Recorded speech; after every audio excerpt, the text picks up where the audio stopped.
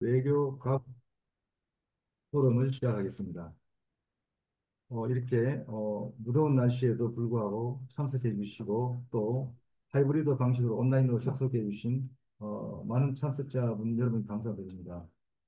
오늘 행사를 시작하기 전에 먼저 우선 우리 서울국제법 제다범위 서울국제법 연구원의 원장이신 고려대 국제대학원 국제대학 교수이신 정소영 원장님께서 개회사를 해주시겠습니다. 네, 여러분 안녕하십니까? 이렇게 무더운 이 여름에 오늘 저희 세미나에 많은 분들이 참석해 주셔서 대단히 감사드립니다. 저희가 오늘 시간상으로도 굉장히 바쁘신 시간이고 또 날씨가 굉장히 무더워서 사실은 많은 분들이 참석하실 수 있을까 뭐 걱정하는 걱정도 했었었는데 생각보다 굉장히 여러 분야에 계신 분들이 참석을 해 주셨습니다. 저희 그 서울국제법연구원은 40여 년 전에 서울대학교의 백중현 교수님께서 사제를 출연하셔가지고 설립된 비영리 재단법인입니다. 그래서 국제법 분야의 학문 발전과 교육은 물론이고 요즘에는 우리나라의 외교 안보 관련된 다양한 이슈들에 대해서도 국제법뿐만 아니라 학제간적인 방법론에 대해서 다양한 이슈들을 다루고 있습니다. 저희 서울 외교 거버넌스 포럼은 저희 서울국제법연구원의 오랜 전통인 모교 세미나를 확대 개편한 프로그램입니다. 작년부터 저희들이 1년에 4번 정도씩 진행을 하기로 했고, 지금 현재 외교안보에서 중요한 이슈들을 국제법적인 관점에서 다뤄보는 그런 하이 레벨 포럼으로 운영을 하고 있습니다. 작년에는 외부에서 비공개 행사로서 4번을 개최를 했었는데, 올해부터는 2번은 비공개 행사로서 개최하고 나머지 2번은 하이브리드 형식으로 오늘같이 개최함으로써 더 많은 분들에게 참여하실 수 있는 기회를 드리고자 그렇게 운영 방식을 개편하여 오늘이 올해 첫 외교 가버넌스 포럼의 행사가 되겠습니다. 먼저 제가 말씀드리기 전에 오늘 여기 발제자 토론자분들이 많이 와주셨고 또 특별하게 저희 그 서울국제법연구원의 이사이시자 전 외교부 국제법률부 국장도 역임하신 정혜영 대사님이 현장에 참석해 주셨습니다. 제 오른편에 앉아 계시는데 정혜영 대사님 와주셔서 대단히 감사합니다. 요즘에 보면은 트럼프 행정부가 이제 들어오고 나서 세계 질서에 대단한 변화를 가져오는 것 같습니다. 저는 개인적으로 저번 주에 헤이그에 다녀왔습니다. 들리네. 어, 국제사회에서 AI 들려요. 관한 기본 관련된 회의를 참석했는데 바로 그 기간이 나토 정상회의가 개최되는 기간이었습니다. 그래서 나토 정상회의가 평소와보다는 좀 더 달랐던 게 트럼프 대통령이 나토 회원국에 대해서 국방비 부담을 GDP의 5%는 부담을 해야 된다 강조를 한 상태에서 왔었기 때문에 많은 정상들이 긴장을 했으리라고 생각을 했고 여러분들이 소식을 들으셨겠지만 많은 나토 회원국들이 거기에 동의를 하면서 뭐 스페인은 좀 예외적인 입장을 취하기는 했죠. 그러면서 어떻게 보면 트럼프 행정부가 굉장히 뭐 성공을 했다 이런 얘기도 들리기도 합니다. 하지만 어떻게 보면은 또 그 2035년까지 GDP의 5%를 올리기로 했기 때문에 그렇게 보면은 트럼프 대통령 행정부가 그때까지는 존속하지 않을 거고 향후에 또 그러면 어떻게 전개될지 이런 것들도 저희들이 한번 지켜볼 부분이 있을 것 같습니다. 이러한 트럼프 행정부의 굉장히 중요한 어떤 행보들은 그런 나토 정상에서 봤던 군사적인 부분에도 있지만 또 중요한 것들 모든 전 세계 국가들이 깜짝 놀랐던 이 관세 정책에 관한 것들이 또 다른 이유가 되겠습니다. 관세 정책을 들여온 트럼프 행정부의 그 이유는 이제 아메리카 퍼스트 정신에 의해서 어떻게 보면 잃어버린 미국의 위상을 되찾고 또 미국의 잃어버린 직장들을 만들어내고 이러한 방향에서 아주 공격적으로 그렇게 지금 도입을 해서 각국들과 협상을 진행 중에 있습니다. 얼마 전에는 미중 간의 그에 관련된 협상도 있었다고 들었습니다. 이런 상황에서 그럼 과연 우리나라 같이 통상국가 입장에서는 한미 동맹을 중시하는 대한민국의 통상국가가 그러면 어떻게 이 문제를 대응을 해야 될지 그에 대해서는 굉장히 많은 이슈들이 있을 거라고 봅니다. 얼마 전에는 여한고 신임 통상교섭본부장이 미국에 가서 이에 대해서 논의를 한 걸로 알고 있습니다. 오늘은 이러한 측면에서 저희 서울국제법연구원이 어떻게 보면 우리나라 외교안보에서 대단히 중요한 현안인 트럼프 행정부의 관세 정책과 관련해 가지고 최고의 전문가들을 오늘 모시고 이렇게 토론회를 진행할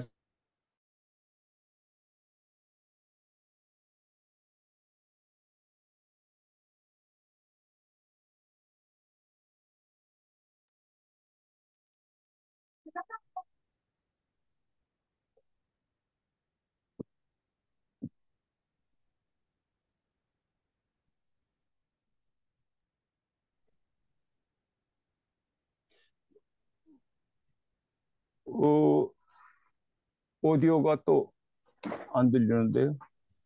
조금 전까지 잘 들렸는데. 음. 음. 다음 순서는 우리 대한민국 국제법학회를 아, 대표하는 이분이요? 여긴 다 대한국제법 회장님이신 박병도 건국대 교수님께서 특사를 해주시겠습니다. 네, 교수님 말씀하시죠. 예. 네, 안녕하십니까. 대한국제학회 회장을 맡고 있는 박병도 교수 인사드립니다. 예, 오늘 서울국제법연구원이 주최하는 포럼에 축사를 맡게 돼서 매우 기쁘게 생각합니다. 트럼프 행정부는 지난 2025년 1월 20일 출범한 이후에 거의 매일같이 수많은 통상 정책을 발표하고 있는 상황인데 미국에 대한 무역 의존도가 높은 우리나라 입장에서는 매우 민감하고 중요한 통상 정책들이 포함되어 있어서 이에 대한 대응책을 마련해야 되는 심각한 중대한 그런 입장에 처해 있습니다. 오늘 그래서 트럼프 행정부의 관세 정책을 살펴보고 이에 대한 애교적 대응 방안을 모색하는 포럼을 개최하는 것은 매우 시의적절하고 의미가 있다고 생각합니다. 이런 중요한 행사에서 대한국제법학회를 대표하여 축사를 하게 되어 영광으로 생각하며 매우 기쁘게 생각합니다. 이런 기회를 주신 서울국제법연구원 정소영 원장님과 관계자분들께 진심으로 감사드립니다. 트럼프 행정부는 강경한 보호 무역주의에 기반하여 자국 산업 보호와 무역 불균형 해소를 명분으로 다양한 형태의 고율 관세를 부과하는 관세 정책을 실시하고 있습니다. 특히 철강, 알루미늄, 그다음에 중국산 제품, 자동차 부품 등 전략 산업에 대한 고율 관세를 도입했고 상호 관세 개념을 내세워 상대국의 관세율에 맞춰 보복 관세를 부과하고 있습니다. 2025년 4월 2일 리버레이션 데이 테리프를 통해서 전 수입품의 10% 기본 관세를 부과하는 것이 대표적인 사례라고 볼 수 있습니다. 트럼프 행정부가 2025년 관세 정책에 리버레이션 데이 테리프라는 이름을 붙인 것은 정치적 상징성과 레토릭 전략이 깔려 있다고 저는 판단됩니다. 여기서 리버레이션이란 용어는 통상법상의 개념은 아니라고 보여지며 정치적 메시지를 담고 있습니다. 잘 알다시피 아까 원장님도 말씀하셨지만 그동안 미국은 불공정한 무역 협정과 외국의 낮은 관세 정책에 시달려 왔는데 이제 미국 산업이 그런 착취당하는 관세 체제에서 해방되는 날이다라고 이렇게 정치적으로 선언하고 있는 의미가 있다고 볼 수 있고 두 번째는 이제 아메리칸 퍼스트 정책의 기조하에 다자주의 통상 정책을 벗어나서 자국이 스스로 무역 질서를 결정하는 주권적 권리를 찾겠다라고 선언하는 의미에서 미국이 경제 주권을 회복하겠다라는 어떤 정치적 선언에 비유할 수 있겠습니다. 물론 트럼프 행정부는 자국의 국내 지지층 대상으로 이러한 관세 정책을 통해서 지지를 얻으려는 어떤 움직임으로 보여지는 면도 없지 않아 있습니다. 그러나 우리가 기본적으로 미국의 이런 관세 정책을 살펴볼 때 그동안 우리가 국제사회에 쌓아온 통상법상의 여러 문제를 제기하는데 먼저 최애국 대우 원칙 위반이라는 공격을 많이 받고 있습니다. 모든 국가를 차별 없이 동등하게 대우해야 되는데 어떤 특정 국가에게는 고유의 관세를 부과해서 차별적인 통상 정책을 펴는 것은 WTO의 제1원칙인 최애국 대우 원칙을 위반한다라는 그런 어, 의심과 공격을 받고 있다는 얘기입니다. 두 번째는 그동안의 자유무역의 대표적인 장벽이었던 관세 장벽을 철폐하는 것이고 그 일환으로 관세 양어를 가트 2조에 규정하고 있는데 이렇게 일방적으로 어, 양어한 관세 이상의 관세를 부과하는 것은 가트 제2조 위반이라는 위반의 소지도 있어 보입니다. 이러한 측면들로 놓고 볼 때 미국의 관세 정책은 기존의 우방국뿐만이 아니라 여러 국가들로부터 여러 가지 의심을 어, 우려를 자아내고 있는 것입니다. 그러나 미국은 국가안보회의라는 것을 적용해서 이런 걸 정당화하고 있는데 오늘 박효민 변호사님의 발표를 또 심상민 교수님과 조영진 교수님의 토론을 통해서 이러한 것들이 심도 있게 검토될 것으로 보여집니다. 그래서 제가 말씀드리는 것은 기본적인 말씀을 드리고자 하는 것이고 더 깊은 논의는 발표와 토론을 통해서 이루어질 것이라고 보여지고 궁극적으로는 오늘 발표와 토론을 통해서 이런 미국의 관세 정책에 우리가 예교적으로 통상법적으로 우리나라가 어떤 대응 방안을 만들어낼 것인가를 모색하는 자리라고 생각합니다.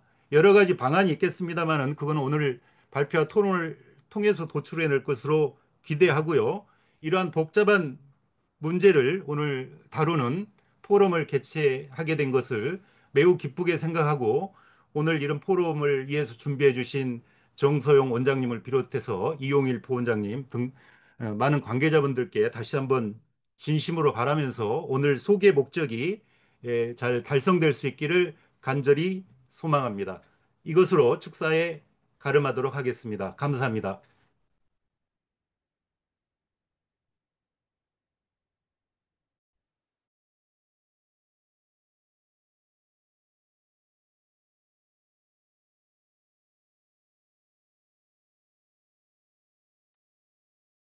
아, 소리가 제가 안 들리는데 이게 오디오에 문제가 서울 외교 가버넌스 어, 다시 한번 해주죠. 제목이 트럼프 행정부의 관세 정책과 우리나라 외교라고 되어 있습니다.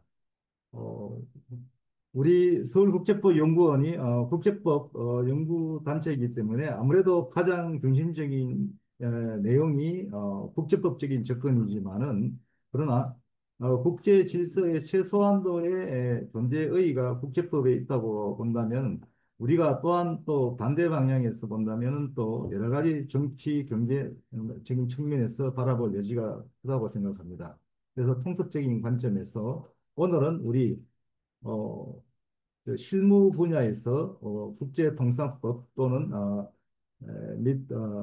국가 간의 통상 문제에 아주 정통하신 발제자분을 모셨습니다. 오늘 발표를 해주시는 분은 법무법인 세종에서 파트너 변호사로 계신 우리 박효민 변호사이십니다. 시작하시기 전에 제가 간략하게 우리 박 변호사님을 소개해 드리면은 우리 박 변호사님은 우리 실무계에서 보기 드물게 대외 통상 문제, 특히 이 국제 규범적인 측면에서 대외 통상 문제를 오랫동안 천착하신 최고의 전문가이십니다. 우리 박 변호사님은 서울대학교 대학원 법학 박사과정을 수학하셨고 어, 조지타운 대학의 LLM을 취득하셨습니다. 제가 알기로는 풀브라이트 장학생으로 선발되셔서 미국에서 아마 수학하신 걸로 알고 있습니다. 많은 그 실무적인 성취와 더불어서 학문적으로도 굉장히 진통하신 분이고 오늘 우리 이 트럼프 행정부 관세 정책의 내용과 성격 그리고 앞으로 우리가 해야 될 적어도 what to do, how to do에 대해서 많은 시사점을 가질 수 있기를 기대합니다. 그러면 우리 박용인 변호사님께 마이크를 넘기겠습니다. 예, 안녕하십니까. 저는 방금 소개받은 박효민 변호사라고 합니다. 예, 너무 소개를 잘해주셔서 진짜 몸둘 바를 모르겠고요. 저는 아무래도 이제 로펌 변호사다 보니까 좀 깊이 있는 내용보다는 좀 어떻게 지금 트럼프 정책이 좀 진행되고 이런 내용 중심으로 말씀을 드리고 이후 이제 저희 이제 토론을 해주실 저희 이제 교수님 분들께서 이제 좀 더 심도 깊은 말씀을 해주실 것으로 예, 기대를 하고 있습니다. 그러면 저는 이제 오늘 맡은 주제인 트럼프 관세 정책과 우리나라의 외교에 대해서 특히 미중 경쟁과 글로벌 공급망 재편 시대에 과연 이게 어떠한 함의를 가지고 어떠한 내용인지에 대해서 발표를 하도록 하겠습니다. 그럼 잠시 발표 자료로 이제 제 얼굴을 보시지 말고 화면을 공유하도록 하겠습니다.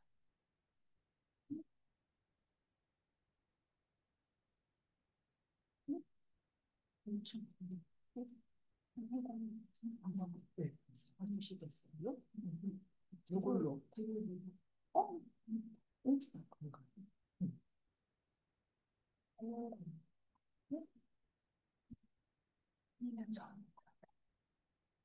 그런가? 지금 공유가 되는 건가요? 네, 됐습니다.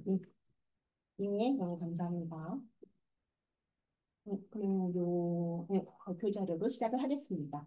그럼 먼저 트럼프 관세 정책이라는 것이 어떠한 배경에서 도입이 되었는지, 그 다음에 지금까지 부과 현황은 어떻고, 과연 영향 및 전망은 어떠한지에 대해서 이 순서대로 발표를 앞으로 한 30분 이내로 하도록 하겠습니다. 네. 그럼 먼저 우선 이 트럼프 관세 정책이 나오게 된 배경에 대해서 설명을 드리겠습니다. 여러분들께서도 제일 잘 알고 계시겠지만 가장 중요하게는 바로 지정학적 리스크 및 공급망 재편이라는 점을 들 수 있을 것 같습니다.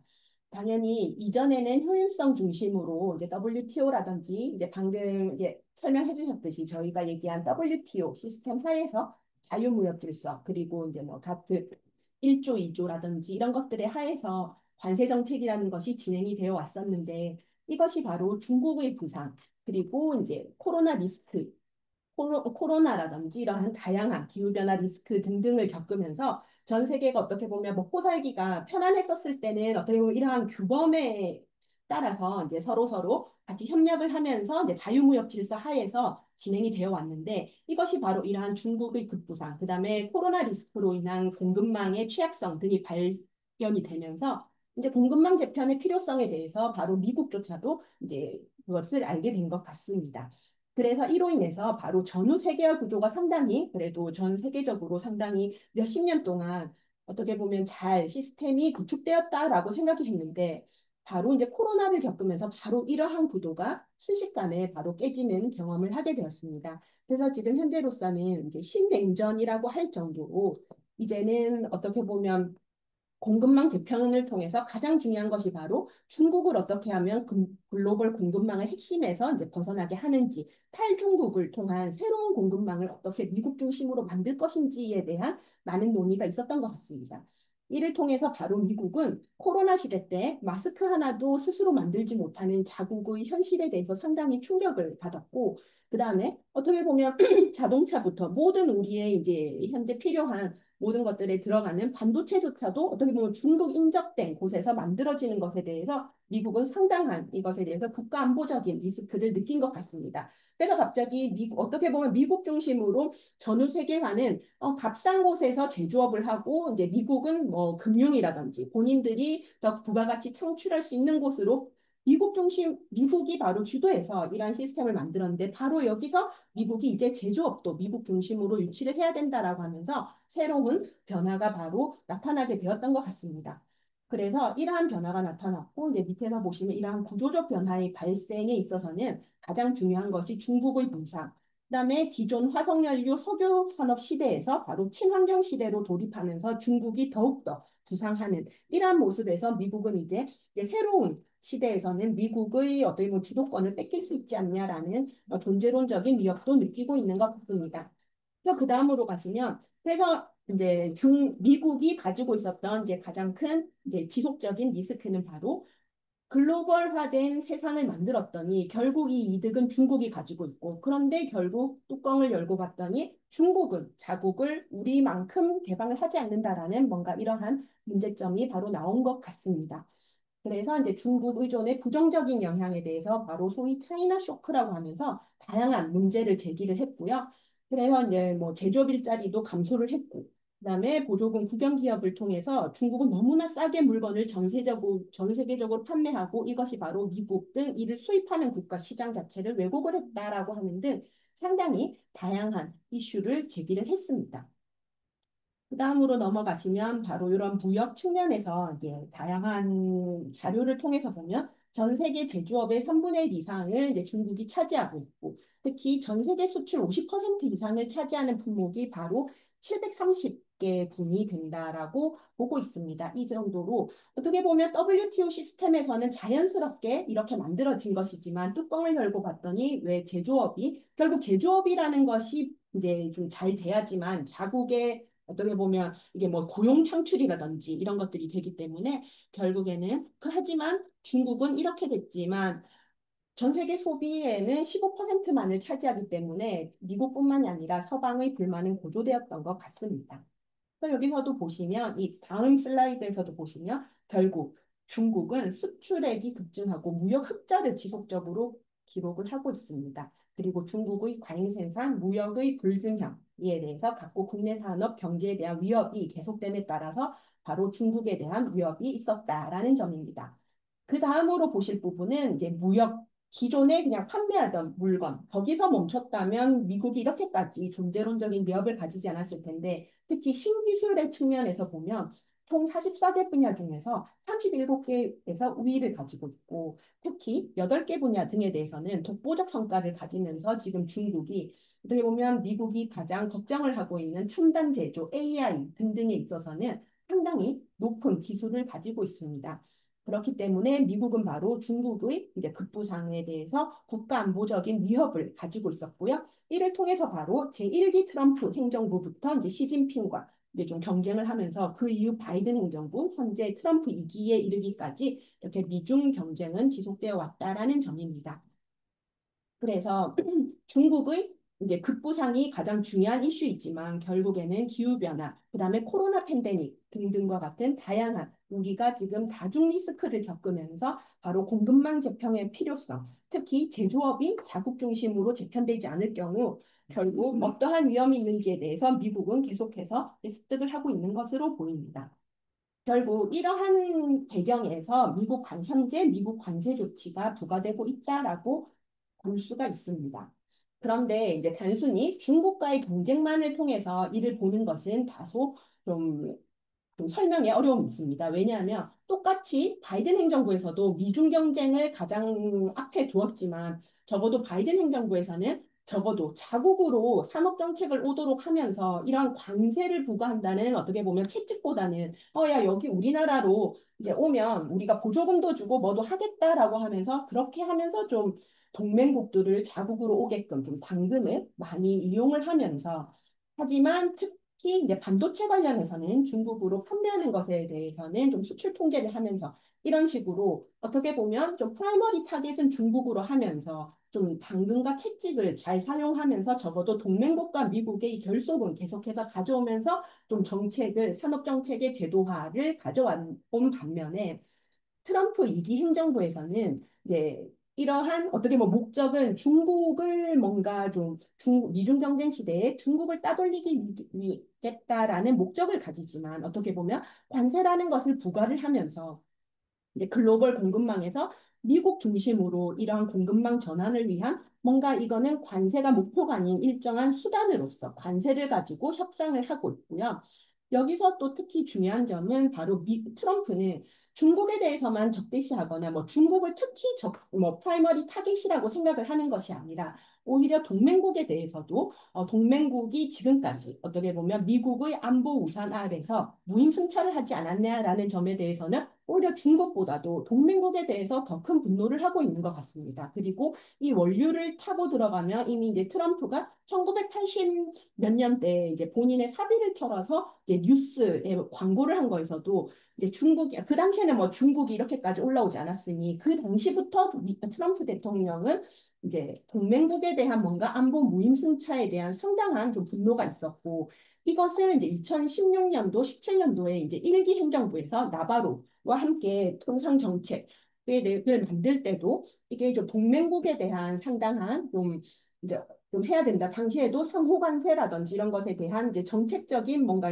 수단은 만들어 놨는데 당시는 이제 시행을 하지 않고 중국 때리기 중심으로 갔었습니다. 그래서 현재 트럼프 2기 행정부는 어떻게 보면 앞에서 봤던 네, 중국의 부상, 중국 미중 경쟁 플러스 동맹국에 대한 매우 오래된 이제 분노, 안보 무임승차 이로 인해서 결국 미국이 무역 적자를 가져오지 않았냐. 그렇다면 이제 2016년도에 나바로가 쓴 보고서를 보면 그것이 이제 지금까지 잘 이행이 되고 오고 있는 것 같은데요.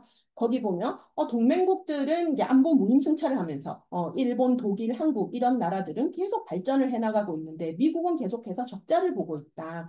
그리고 그렇게 된 이상 그렇다면 이제 뭐 이런 동맹국들이 적어도 미국의 에너지라도 좀 많이 사주던지 이런 식으로 해야 되는데 그냥 철저히 미국에다가는 팔아먹기만 하고 또 어떻게 보면 에너지 이런 것들은 또 다른 싼 곳에서 사고 미국의 적자가 누적되고 있다라는 점에 대해서 상당히 좀 문제를 제기하고 있습니다. 그래서 트럼프 2기 때는 오히려 1기 때의 경험을 바탕으로 해서 오히려 이제 동맹국에 대해서 이제는 더 이상 이제 안보 무임승차로 인해 무역 적자를 용인하지 않겠다라는 정책을 이제 노골적으로 하고 있는 것으로 보입니다. 그래서 뭐그 이후로 보시면 트럼프 무역 정책 기조는 이제 뭐 2025년 4월에 이제 아메리카 퍼스트 트레이드 팔러시 리포트가 나왔는데요. 이제 여기서도 뭐 보시면 불공정, 불균형 무역 문제를 해결하고 중국과의 경제 무역 관계도 이제 다시 재설정을 하고 기타 이제 수출 통제든 바이든 행정부 때 했던 기타 국가안보 정책도 하겠다라고 되어서 제일 먼저 나오는 게 바로 이 무역 적자를 줄이기 위한 공보안이고 이것은 단순히 중국에 대한 것뿐만이 아니라 바로 동맹국에 대한 모든 것들이 포함되어 있습니다. 그래서 이것은 그냥 읽어보시면 될 것 같고요. 그래서 이제 여기 보시면 제232조 신규 조사 개시 가능성에 대해서 이미 이제 애초에 언급을 해서 지금 현재도 상당히 많은 제품들에 대해서 고율의 관세 부과하기 위해서 현재 232조 조사를 하고 있습니다. 그다음 이제 다음으로 넘어가실 뭐 관세 개념 이런 거는 뭐 제가 굳이 설명을 하지 않기라고요. 아까 저희 대사님께서도 잠깐 이제 처음에 말씀을 주셨는데 트럼프 대통령은 아마 관세를 누가 부과하는 것에 대해서도 좀 살짝 좀 약간 혼돈을 가지고 있는 거 아니냐라고 생각을 하시고 있습니다. 맞습니다. 기본적으로 결국에는 수입자, 미국의 수입자가 부담을 하게 되고 결국 이건 장기적으로 가게 되면 수입국의 가격 인상, 미국 소비자에게 전가되기 때문에 트럼프 1기 행정부에서도 중국에 대해서만 부과를 했는데도 불구하고 그것이 오래가지 못하고 결국 미중 협상 타결로 가게 되었습니다. 그런데도 불구하고 이제 트럼프 2기 행정부에서는 뭔가 1기에서의 그 반성을 계기로 이제 오히려 중국뿐만 아니라 그냥 전 세계를 대상으로 왜냐하면 관세라는 것은 길어지면 길어질수록 이제 미국 소비자에게 전가되기 때문에 이제 이렇게 지금 뭔가 다발적으로 이렇게 진행을 하는 것으로 보여집니다. 근데 뭐 미국 관세부가 바로 이렇게 이런 것 때문에 바로 가트 체제가 만들어지고 이제 관세율을 무조건 낮췄죠. 그래서 이제 이런 거는 국내 지지층을 달래기 위해 제정됐지만 결국에는 무역도 방해하고 결국에는 부과하는 국가의 인플레이션을 높이게 된다라는 점입니다. 결국 2차 대전으로 계속 나오게 되었고요. 그래서 이제 뭐 관세부가 역사 아까도 이제 앞에서 말씀드렸지만 제일 중요한 게 바로 이제 가트 1조 2조입니다. 그런데 2016년도 나바로가 쓴 그 제가 아까 말씀드린 보고서를 보면 결국 WTO에서 MFN 원칙이 가장 문제가 있다라고 지적을 하고 있습니다. 그래서 미국에서는 기본적으로 이러한 WTO 가트 체제에 대한 불신이 상당히 오랫동안 지속이 되었던 것 같습니다. 그래서 이제 뭐 지금 현재로서는 트럼프 대통령은 계속 관세 수입을 늘려가지고 이제 뭔가 미국의 소득세를 좀 대체해 보겠다라고 하지만 이것은 사실 이제 가능성이 없죠. 일시적으로 고관세를 부과할 수 있지만 이것은 결국 미국 소비자들에게 전가될 수도 있고 그리고 이것은 결국 관세율이 높아지면 이제 들고 오는 물건들이 점점 줄고 이렇기 때문에 관세가 소득세 수입을 대체할 가능성은 현실적으로 가능하지 않다라는 점입니다.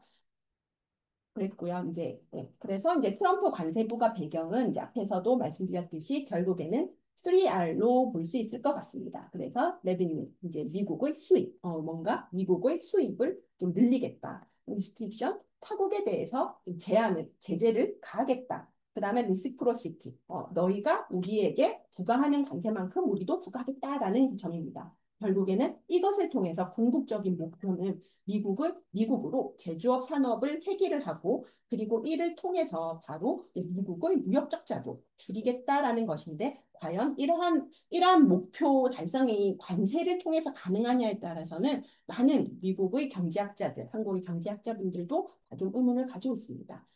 어쨌든 트럼프 위기에서는 관세를 통해서 교섭의 수단으로 삼고 있고 이러한 교섭은 바로 상당히 다양한 미국이 외교적인 목적을 달성하기 위한 수단으로 삼고 있는 것 같습니다. 그리고 미국의 가장 기본적인 전제는 미국의 이전 재무관 장관의 발언에서도 알 수 있듯이 우리 수입 규모가 크기 때문에 우리한테 수출을 하지 않으면 이제 너희에게 이제 손해다라는 것이지요. 그런데 이제 여기서도 우리가 알아야 될 것이 뭐 미국 국민들이 자선 사업을 하는 게 아니고 미국 국민들이 바로 이게 필요하기 때문에 수입을 하고 있고 그리고 이게 길어지면 길어질수록 중국의 일기 미중 무역 전쟁에서도 봤듯이 길어질수록 수출국은 전 세계 시장으로 다변화를 다소 처음에는 불편하지만 할 수 있지만 결국 미국에게 결국 이는 좋지 않다라는 점입니다. 그래서 이러한 것을 볼 수 있습니다. 그렇다면 이제 트럼프 관세부가 조치를 함에 있어서 과연 미국 법상 근거는 어떻게 되느냐? 미국 헌법 아티클 1 섹션 8에 따르면 기본적으로는 이를 징수하는 것은 의회의 권한인데 이것을 의회에서 일일이 법을 통해서 징수를 할 수 없기 때문에 스무탈리 법에 따라서 이 이후에는 일반적으로 미국 행정부에게 권한을 법에 따라서 위임을 했었습니다. 그래서 이것이 바로 다양한 법에 따라서 됐었고요. 그래서 이제 행정부에서 일반적으로 관세 인상을 한 권한을 보면 바로 이제 무역법 제301조 이게 바로 제1기 때 미중 관세 전쟁에 이걸 가지고 있었죠. 그래서 불공정 무역 관행이 있는지 조사부터 하고 조사해서 불공정 관행이 있다라고 보이면 바로 관세를 부과할 수 있습니다. 그다음에 또 무역법 제201조 이 바로 긴급 세이프가드 조치 국내 산업에 심각한 산업 피해가 있는지 조사를 해서 조사 결과 있다라고 하면 바로 부과를 할 수 있고요. 이제 무역확장법 제232조 우리나라에서도 섹션 232조로 상당히 많이 알려져 있는데 이것도 이 제품의 수입으로 인해 미국 국가안보 위협이 있는지 조사를 하고 조사 결과 있다라고 하면 바로 이제 부과를 할 수 있습니다. 바로 현재 철강, 알루미늄 관세 등은 다 무역확장법 제232조입니다. 그래서 이렇게 미국에서 보면 미국 행정부에서 일정한 법에 따라서 미국 대통령이나 미국 행정부가 이제 어떠한 조사를 거쳐서 어떠한 뭐 위협이 있거나 산업 피해가 있으면 이제 관세를 부과하거나 수입 규제를 할 수 있도록 하고 있습니다. 그런데 최근에 바로 트럼프 행정부에서 관세 인상을 한 권한을 보면 앞에서 말씀드렸던 바로 그러한 법이 아니라 아에빠라는 International Emergency Economic Powers Act라는 이 법에 따라서 계속 이제 인상을 하고 있습니다. 근데 이 법은 이제 관세를 부과하는 법이 아니라 요거는 이제 나중에 다들 이제 시간 되시면 한번 조문을 읽어보시면 좋을 것 같은데 이것은 이제 미국이 이제 전시에는 다른 법이 있고 전시가 아닌 평시 현재와 같은 이런 평시에 미국 대통령이 이제 미국 국가안보에 위협이 있거나 미국 국가안보 또는 foreign policy에 대해서 뭔가 이제 위협이 미국에 있다라고 보이면 이것에 근거해서 바로 뭐 제재라든지 외국환 거래를 금지한다든지 미국인이 소유하고 있는 어떠한 뭐 그러한 재산에 대해서 동결을 한다든지 이러한 어떠한 제재를 부과할 수 있는 권한을 부여를 하고 있습니다. 그래서 여기 보시면 이제 제일 윗단락 제가 빨간색 표시한 이 부분이 바로 미국 대통령이 어떠한 경우에 먼저 국가 비상사태를 선포를 해야 되고 이 국가 비상사태를 선포를 하면 미국 대통령은 제재를 부과할 수 있는데 그 제재 내용은 바로 밑에 Branch of Authority에 적시가 되어 있습니다. 그래서 그런데 이제 여기서 보시면 앞에 관세 관련된 권한과 다르게 뭔가 조사를 하거나 이럴 필요는 없습니다. 대통령이 비상사태를 선포하면 대통령이 바로 어떤 이제 가진 권한을 가지고 제재를 부과할 수 있고요. 그래서 여러분들께서 다 들어보셨을 대러시아 제재, 대이란 제재, 뭐 이런 것들이 모두 다 이 법에 의해서 부과가 되어 왔습니다. 그런데 미국 대통령은 현재 갑자기 관세를 부과함에 있어서 갑자기 이 아이바라는 제재를 부과하는 법률을 가지고 온 것입니다. 그래서 이것이 바로 과연 이제 트럼프 대통령이 이 관세라는 것을 어떠한 시각에서 보고 있는지 거의 이제 기존의 미국 대통령이 뭐 러시아, 이란, 북한에 대해서 제재를 부과하는 수준으로 지금 거의 동맹국에 대해서 그렇게 이제 좀 이제 제재 부과하는 그런 시각을 가지고 이제 관세도 인상을 하고 있는 것이다라고 볼 수가 있습니다. 그래서 여기 한번 읽어보시면 여기에서 어떠한 내용에도 외국의 수입에 대해서 규제를 할 수 있는 이런 내용이 없습니다. 그래서 과연 이것이 관세 부과 근거로 적절한지에 대해서는 애초에 이 아이바의 법에 따라서 관세 인상을 했을 때부터 이제 뭐 미국 국내외 많은 이제 로펌에서 이거는 그러라고 만든 법이 아니고 이 법문헌상으로도 이건 너무 나갔다라고 있는데 나중에 말씀드리겠지만 바로 미국 연방 법원에서도 이 법은 그러라고 있는 법이 아니다라고 얘기를 하고 이제 그 트럼프의 그 행정 명령에 대해서 바로 이제 무효 판결을 내렸습니다. 여기 보시면 이제 트럼프 1기 무역 정쟁의 영향을 보시면 되고 결론적으로 트럼프 행정부 1기 무역 정쟁의 영향으로 인해서 당시 이제 중국도 상당히 많이 미국에 무역 의존을 하고 있었습니다. 그런데 이렇게 됨에 따라서 결과적으로 중국의 미국 수출 의존도가 현재 거의 30%까지 확 낮아지게 됐습니다. 그래서 현재 트럼프 2기 무역 전쟁에서 어떻게 보면 이전에 트럼프가 상당히 높게 관세를 부과하고 계속 트럼프가 중국에 야 우리 합의 좀 하자 중국보다도 미국이 오히려 더 그렇게 했던 것이 바로 이제 이때 트럼프 행정부 1기 때 무역 전쟁 이후 중국이 상당히 미국 수출 의존도를 낮춰버렸고 그 이후 오히려 중국의 많은 기업이라든지 아니면 전 세계 모든 기업들이 이제 USMCA를 위해서 미국 중에 USMCA 국가로 다 갔었죠. 그래서 오히려 현재는 이제 그들 국가들이 더 영향을 받고 있다라는 점을 알 수 있습니다.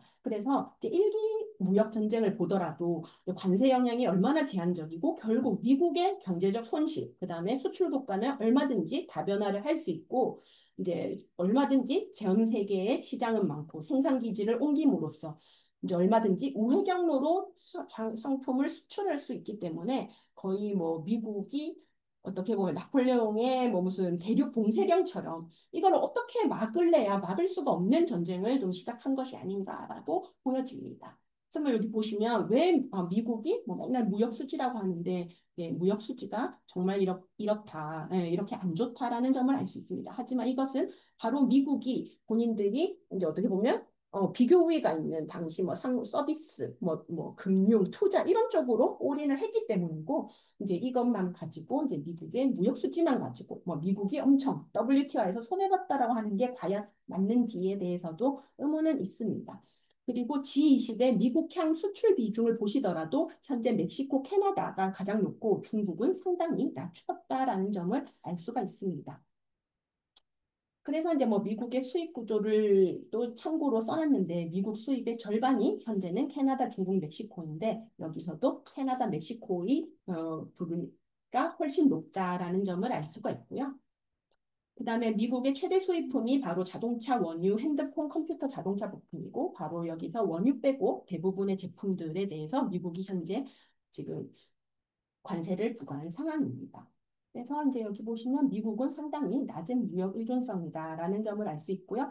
그래서 이제 현재 트럼프 관세 부과를 한 내용을 보면 이제 대상 국가별로 그다음에 대상 국가는 이제 현재 이전에 요 빨간 거는 이전에 중국에 대해서 최대치를 했을 때이고요. 지금은 이제 중국에 대해서도 고평관세율로 내려왔으니까 요 습관 아니지만 지금 거의 뭐 전 세계 185개국을 대상으로 10% 고율의 관세를 부과하고 있다라는 점이고요. 대상 품목별로도 이렇게 나옵니다. 그래서 여기 보시면 이제 트럼프 관세 부과 조치 동향을 보면 이제 상당히 국가에 대해서 부과를 한 게 있고 제품에 대해서 부과를 한 게 있고 그렇습니다. 그래서 일단 제일 먼저 그래서 이제 여기 보시면 이제 법적 근거를 보시면 멕시코, 캐나다, 중국 이거에 대해서도 아이빠라는 법에 의해서 부과를 새롭게 했고요.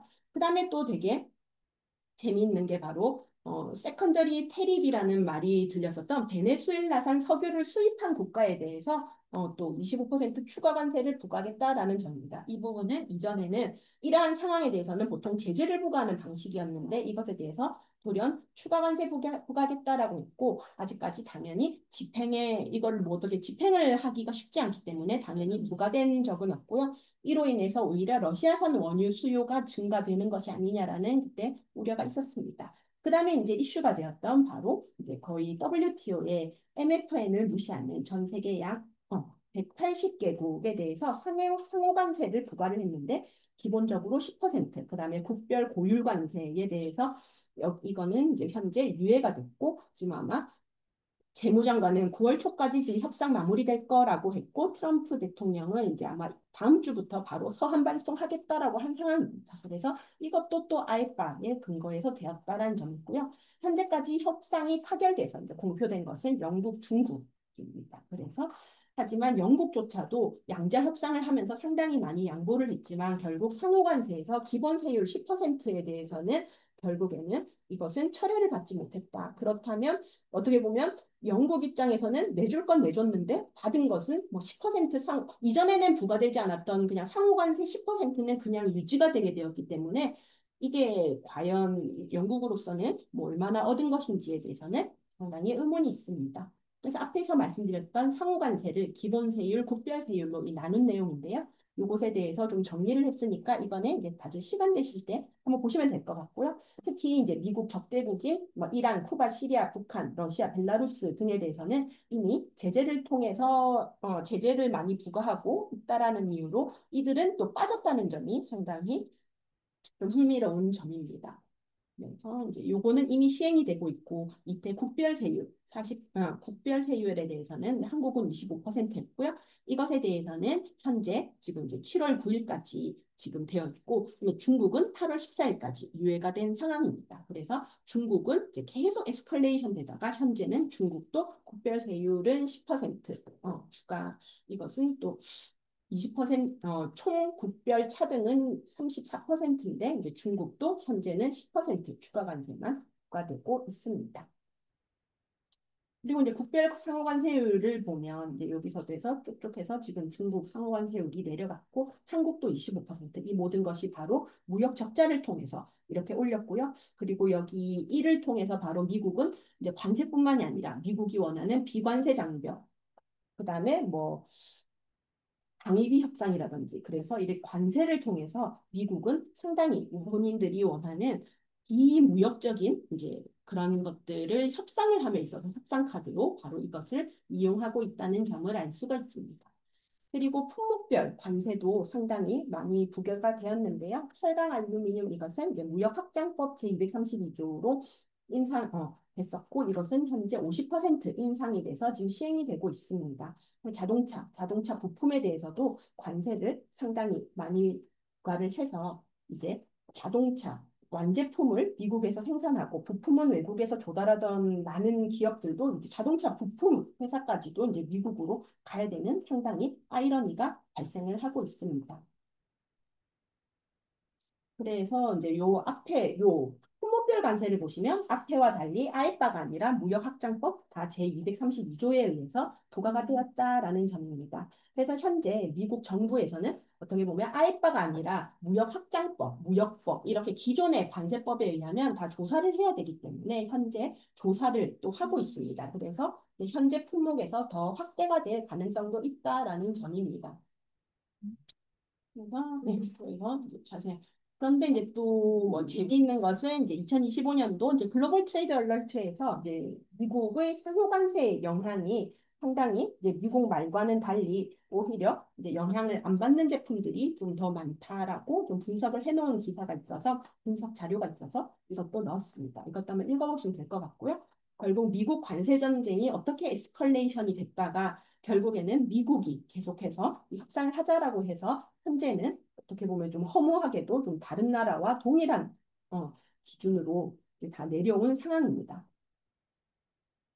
그래서 현재 국별 협상이 진행되고 있고요. 지금 국별 협상 중에서 영국, 중국이 합의가 된 상황입니다.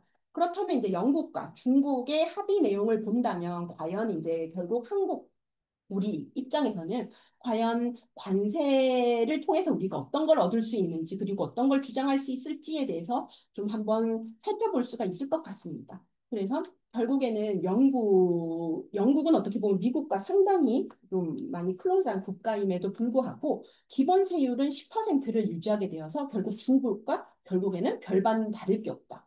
결국 이를 통해서 봤을 때 미국은 어떻게 보면 동맹국과의 그것보다는 미국의 무역 적자라든지 중국과 동맹국을 그렇게 차이 없이 하면서 어쨌든 이러한 기본 세율 10%는 어느 국가에 대해서든지 좀 유지를 해서 미국 시장을 보호하려는 것이 크다라는 점을 들 수가 있겠습니다. 그리고 자동차도 연간 10만 대는 10% 기본 세율로 하고 초과 물량은 25%를 부과한다라고 하는데 거의 영국에서 미국으로 판매되는 자동차 대수가 거의 10만 대이기 때문에 거의 대부분이 10%가 될 거라고 해서 이제 이게 어떻게 보면 합의 내용이라고 하는데 어차피 상호 관세가 있기 전에는 영국산 자동차는 미국으로 수출될 때 2.5% 관세였는데 이것이 과연 이제 10%가 된 것이 이게 뭔가 합의가 과연 영국이 받아들일 수 있는 합의였는지에 대해서는 상당히 좀 의문이 있습니다.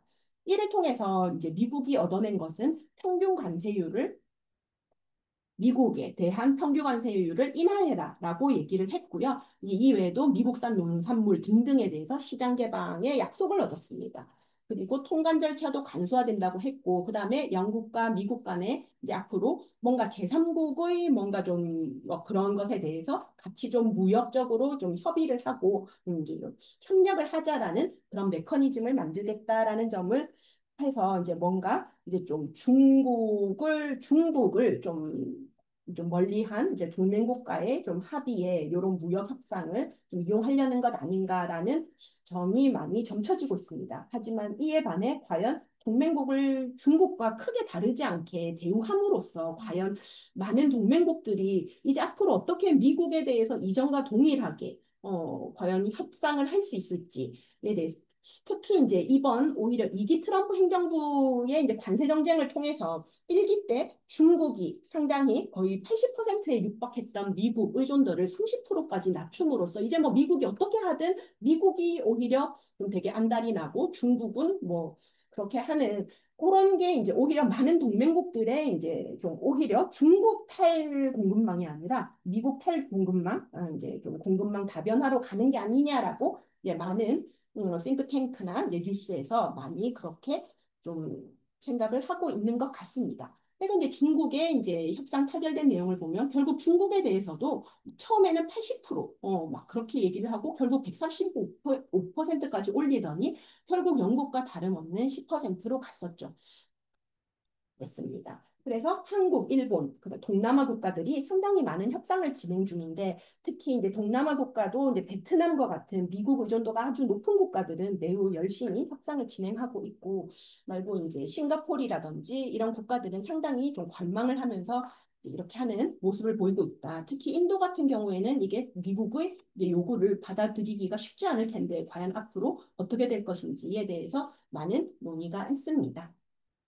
그래서 이제 관세 조치 이런 거는 정말 읽어보시면 되고요. 아까 해서 말씀드렸지만 결국 캐나다, 멕시코는 너무나 GDP 80% 이상을 미국에게 의존한 결과 지금 너무나 큰 막대한 영향을 받고 있다. 그렇다면 과연 어느 나라가 미국을 믿고 이제는 이제 이렇게 좀 미국 의존적인 이제 무역 구조를 가져갈 수 있을지에 대한 의문이 드는 대목입니다.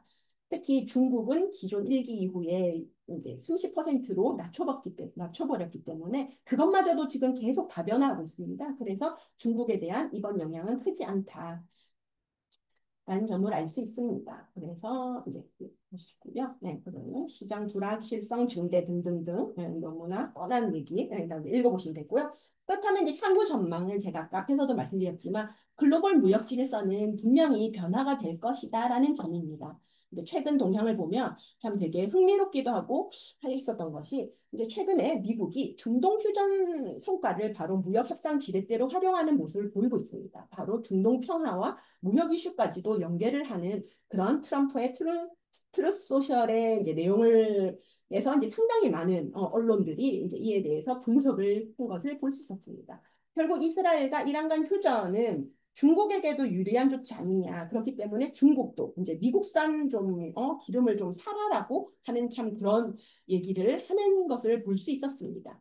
이는 이제 바로 이제 미국이 세계 평화 유지에 기여하는 대가로 뭔가 받아야 한다는 인식, 미국이 특히 트럼프 행정부의 오래된 동맹국에 대한 프리라이드에 대한 상당한 반감을 보여주는 것이 아니냐라고 생각이 들고요. 그래서 아마 관세 협상에서도 많은 국가들에 대해서 미국산 에너지 수입을 요구를 할 것으로 보여집니다. 그래서 이제 전망은 트럼프 관세 정책의 나비 효과, 뭐 이거는 많은 분들이 이렇게 생각을 하고 계신 것 같습니다. 그래서 이제 당연히 이제 다변화가 될 것이다라는 생각을 하고 계신 것 같습니다. 특히 오히려 미국의 기대와 달리 탈미국화는 어쩔 수 없이 가속화될 것이다. 그래서 이로 인해서 오히려 이제 미국의 영향력은 미국의 생각보다도 더 낮아질 수밖에 없지 않냐. 그리고 오히려 이제 다극 체제가 정말 본격화될 수 있다라는 점이 있고요. 그래서 이제 WTO 규범이라는 것 자체가 상당히 좀 많이 무력화가 되었고 그렇기 때문에 글로벌 장기적인 혼돈이 있을 것이고 적극적인 대비가 필요하지 않냐라고 생각이 듭니다. 네, 이제 저는 여기까지고요. 네, 이후에는 저희 이제 토론 분들께서 정말 깊이 있는 이제 저희 나아갈 방향을 좀 고견해 주시면 저도 많이 배우도록 하겠습니다. 감사합니다.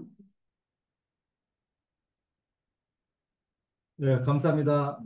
박 변호사님. 그 상세하고 특히 그 배경이라든지, 이 트럼프 행정부의 관세 정책의 어떤 법적 근거, 그 다음에 전망까지 총체적으로 잘 보탈해 주시고 발표해 주셔서 감사합니다.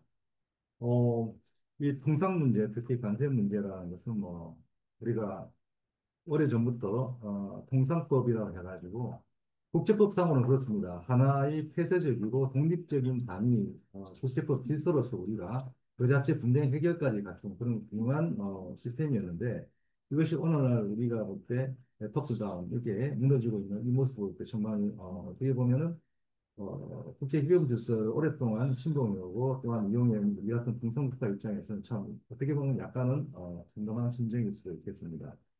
WTO 규범이 무력화되고 특히 한미 양자 간의 FTA도 이렇게 또한 무시되는 이런 상황에서 우리가 과연 어떠한 방향으로 우리의 그 해야 할 것을 갖다가 취해야 될지 정말 어려운 시기라고 보입니다. 특히 상호관세 시한이 아마 7월 8일로 되어 있는 걸로 알고 있는데요.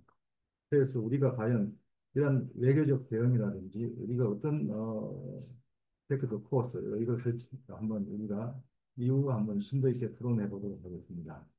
첫 번째 토론 순서로 모신 분은 우리 여기 서울국제법연구원의 부원장이시면서 아상정책연구원의 선임 연구위원으로 계신 신상민 박사님을 모셔서 한번 대안을 들어보도록 하겠습니다.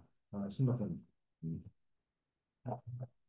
네, 방금 소개받은 심사위원입니다만 저는 이 국제 통상 무역에 관한 전문가는 아니고 거기서 발을 거친다 그러면 신광물이 약간 이제 차원의 공급망, 경제 안보에 조금 약간 관련성 있는 연구를 진행한 적이 있어 그런 거 관련된 말씀 좀 해요. 그리고 또 그러면서 너무 많은 말씀 준비해 주셔서 빨리 진행하시면 조금 누락된 부분들한테 그런 보충 설명 좀 하고 지금 이제 전망에 관한 부분은 모든 부분들이 다 다르게 생각할 수 있겠으나 제 나름대로의 그 관세 문제의 진행 방향 이런 것들 말씀드리면서 한 10분 정도 말씀을 좀 드리겠습니다. 트럼프 관세 정책의 배경으로 합의됐던 것이 결국 그 적자 달성에 관한 것이었는데 대안으로 제시됐던 여러 가지 방법들이 있었죠. 그 중에 하나가 있어요. 미국으로부터 LNG를 비롯한 셰일 버닝 가스를 많이 제품을 하면 많이 버려주겠다고 했는데 사실은 이게 미국 국내 입장에서도 사실 뜨거운 감자인 게 미국 자체로서 에너지 부산 수출을 상영하고 국내 뭐 원유가스 생산을 늘리겠다고 자꾸 지원하겠다고 했지만 실제로 거기에 그 보조를 맞춰야 될 에너지 기업들은 약간 시큰둥한 상태입니다. 이미 충분히 많이 지금 현재 가격에서 충분히 많이 생산하고 있고요. 그리고 여기서 더 생산을 갑자기 늘리기 위해서는 그 추가적인 투자가 필요한데 이것이 투자 대비 수익이 나왔거든요. 그런 게 확실히 없어서 지금은 미국 에너지 기업들조차 관망하고 있는 상태입니다. 그렇다면 새롭게 에너지가 나와야 될 부분에서 우리가 보면서 그렇게 떠셔야 될 부분들에 저희가 약간은 격세를 줄여주는 측면에서 약간 도움을 줄 수 있을 것 같은데 그것이 대표적인 것이 이제 알래스카 LNG 개발 사업인 거죠. 알래스카 LNG 개발 사업은 대부분 많이 보도가 되어 있었습니다만 지금 현재 나온 얘기는 종합편을 보면 북쪽 지역에서 그 생산하는 특히 풀도베이라는 지역에서 생산하는 그 알래스카 LNG를 약 1,400km 정도 되는 거대한 파이프라인을 건설해서 남쪽에 LNG 수출 터미널이 있는 믹시스까지 연결하는 구상입니다. 전체 사업비가 지금 현재 450억 달러로 지금 추산되고 있는데 더 늘어날 가능성이 있다. 여기에 사실은 트럼프 대통령이 지난 2월에 그 연설에서 딱 한국과 일본을 찍어서 한국과 일본이 앞으로 수조 달러를 이 프로젝트에 투자할 예정이라고 아예 못을 박아버렸어요. 이러고 나니까 우리나라는 이제 다급해지죠. 미국 대통령의 의견에 대해 반응을 안 보일 수는 없고 그렇다고 성급하게 약속을 하자니 투자에다 불확실성이 있고 그래서 약간 눈치를 보고 있는 마음이며 오히려 먼저 치고 들어가는 것은 사실 타이완이에요. 타이완은 지난 3월에 미국 알래스카 에너지 개발 기구와 미국 알래스카 주와 공동으로 투자 및 협력 의향서라는 체결해서 앞으로 향후 그 연도까지 한 5년인지 10년지 기업이었는데 약 2천억 달러에 달하는 LNG를 구매하고 투자를 위한 투자 의향서 서명을 했습니다. 그 이후에 움직인 것이 사실은 우리보다는 이제 일본이었고요. 일본은 지난 6월 초였다고 들었더니만 역시 비슷한 규모의 투자와 LNG 가스 구매에 영향이 있다는 의향서에 서명했습니다. 이는 사실 이제 새 정부가 들어선 지 얼마 안 됐고 본격적인 인도적 건설과 관련된 협상을 시작하는 것이 얼마 안 됐기 때문에 구체적인 진행 방향은 아직 나오고 있지 않습니다. 결국 우리도 어느 정도는 기회를 해야 될 것 같은데 이 문제는 사실은 아까 말씀드린 대로 투자가 얼마나 진행될지 모르는 사안이기 때문에 적어도 일본 그리고 뭐 타이완까지 뛸 수 있으면 좋겠습니다만 그건 약간 불확실한데 세 국가가 공조하면서 이 LNG 가스 개발에 대한 보조를 좀 맞추는 것이 필요하지 않을까라고 저 개인적으로 생각하고 있습니다. 그리고 중국과 미국과의 그 뉴욕 관세 정책이라고 했던 그 부분에 갑자기 어느 순간 제네바에서 두 국가가 만나서 5월 10일 날 국제적인 합의를 이루고 며칠 지져버렸습니다만 그동안의 무역 합의가 이제 공식적으로 서명이 됐다고 합니다. 이러한 내용 공개되어 있지 않아서 정확한 것은 알 길이 없지만 일단 5월 10일 제네바 합의에 따르면 미국과 중국은 각각 관세를 부과했던 것을 다 25% 25% 수준까지 낮추기로 하고 그리고 양국이 부과했던 각종 이제 수출 통제 내지 무역 제재 관련 것들을 완화하기로 했는데 재미있는 것은 미국이 약속한 것은 중국인 유학생의 그 비자 발급을 다시 허용하겠다는 것이었고 중국이 미국에 약속한 것은 그 각종 수출을 포함한 핵심 광물에 대한 수출 통제를 미국 기업들에게 한시적으로 해제하겠다는 것 그리고 반도체와 관련된 공급을 미국이 자기해 주겠다는 것 그런 것들이 있었습니다. 이게 놓고 보면 미국과 중국 간에 이게 과연 밸런스가 맞는 합의인지에 대해서 난이도 의구심을 가지고 있습니다만 그래서 중국인 유학생은 그 중국에 굉장히 또 비중을 많이 두고 있는 사안이었다고 그래요. 왜냐하면 중국인 유학생의 대부분 공산당 고위 간부 자녀들이었거든요. 이 친구들이 미국에 못 가면은 이제 중국의 사회 안정에도 약간 영향이 있을 수 있다 그래서 중국이 굉장히 강조했던 점이라서 이게 1대1로 대응되는 조치인지 의구심이 저는 이제 개인적으로 있었습니다만 결국 중국이 중요하겠다고 생각해서 강력하게 위해서 미국이 양보를 한 것이고 미국 쪽에서는 뭐 별거 아닌 것 같은 이 조그만 아주 히스토리라고 불리기도 하고 뭐 신광물이라고 불리기도 하는 5개 그 전에 있었던 반도체에 들어갔던 이제 관련과 게르마니아에 관한 시스템들가 굉장히 힘대었다고 특히 최근에 추가된 그 올해 신광물은 뭐 저도 이름 잘 모르는 뭐 톨루리움, 비스무트, 인디움, 뭐 몰디브덴 하나 더 잊어졌습니다. 그런 것들 대부분 그 고사양의 군사장비에 제주에 사용되는 그런 부품이라고 하는데 이게 없으면 애들이 아무 성능을 발휘 못합니다. 이것들이 심지어는 저희가 제일 강력한 전투기라고 알려져 있는 F-35의 고성능 레이더의 제조에 사용된다는데 이것이 없으면 F-35는 이제 무용지물인 거죠. 그래서 이것을 푸는 것에 대해서 미국이 굉장히 심혈을 기울였고 그래서 관세에 관한 강력한 의지가 있었음에도 불구하고 결국은 중국에 당황을 할 수밖에 없었던 것이 미국의 현 상황이었고 그것은 사실은 박규민 변호사님 말씀하시는 미국의 취약한 공급망과도 되는 문제라고 생각합니다. 근데 사실 어느 나라들을 막론하고 중국의 이러한 여러 가지 핵심 광물을 포함한 기본적인 제품의 공급망에서 벗어날 수 있는 국가는 없다고 생각합니다.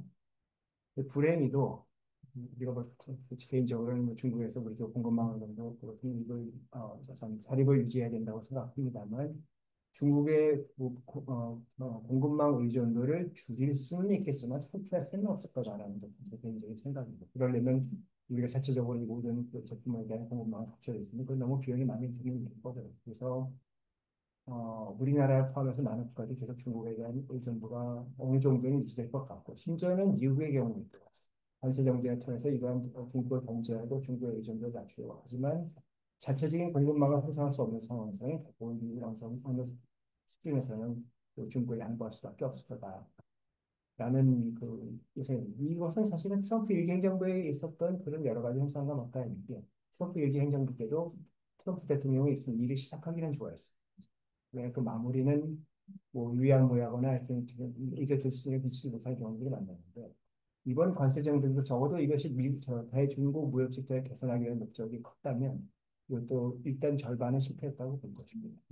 나머지 말 잘 듣는 국가들, 동맹 국가에 대한 약간 강한 압박은 있을지 모르겠지만 그것도 결국은 이들 국가들도 미국이 원하는 만큼 미국 내에서 제조시설 유지한다거나 미국 내에서 제조시설 유지한다거나 미국 내 공급망 재구축에 어느 정도 기여할지는 실시하기 때문에 이 부분도 사실은 저도 이제 이걸 관세 정책이 줄 수 있는 그런 하나의 효과로서 미국 내 공급망 재구축도 사실은 약간 미진하지 않을까라는 생각이 들고 세 번째로 박김 교수님 말씀 안 하셨습니다만 이 관세에 부과할 하나의 숨겨지지 사실 많은 사람들에게는 하나의 의도된 효과는 미국 올해 지금 상원 하원에서 논의되고 있는 대규모 감세 법안에서 이것이 통과되고 나면 세수 결손이 이제 확실히 되기 때문에 그 일들을 관세를 통해서 보존하는 그런 보관이 있었다고 그랬습니다. 물론 그 규모는 말도 안 되게 차이가 나기 때문에 그 관세를 많이 걷는다고 해서 미국 재정자라든지 세수 결손을 메꿀 수 있는 정도는 아니었겠지만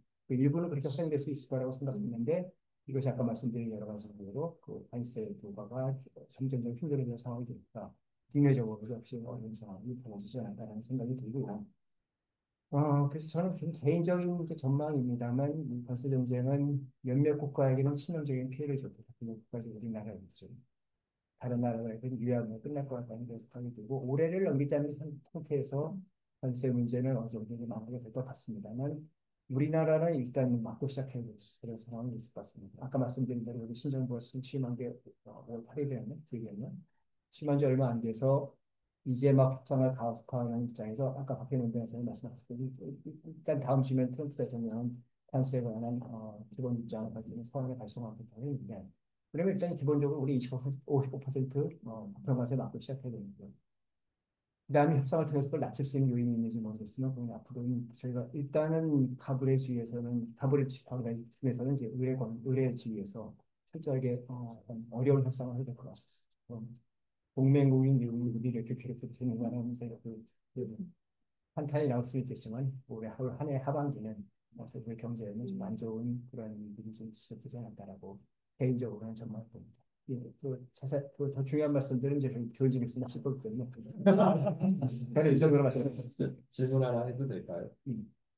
여기 그 미중 간에 이렇게 보면서 이제 대충 트럼프 행정부의 딜 패턴이 좀 드러나는 듯도 하는데 아마 우리나라가 오늘 저희가 논의해야 될 게 이제 우리나라도 이제 우리나라 외교도 있기 때문에 그렇다면 우리나라가 미국이랑 딜을 어떻게 할까라는 점에서 보면 우리가 미국 거를 뭘 좀 사줘야 되지 않겠습니까? 그래서 아까 말씀하신 게 LNG 얘기를 하셨는데 제가 얼마 전에 미국의 대리대사께서 특강을 어느 모임에 오셔서 하셨는데 그래서 이제 미국의 입장에서 보면 굉장히 좀 약간 신선한 면이 있었었는데 미국 입장에서 정부 입장에서도 사실은 한국은 우리가 동맹 국가이기도 하고 그러기 때문에 어느 정도는 좀 배려를 해주고 싶어도 미국의 투표권을 가진 사람들 또는 의회 정책 그 의원들에게 직접 영향을 행사하는 사람들이 미국 전체 주에 다 퍼져 있지 않습니까?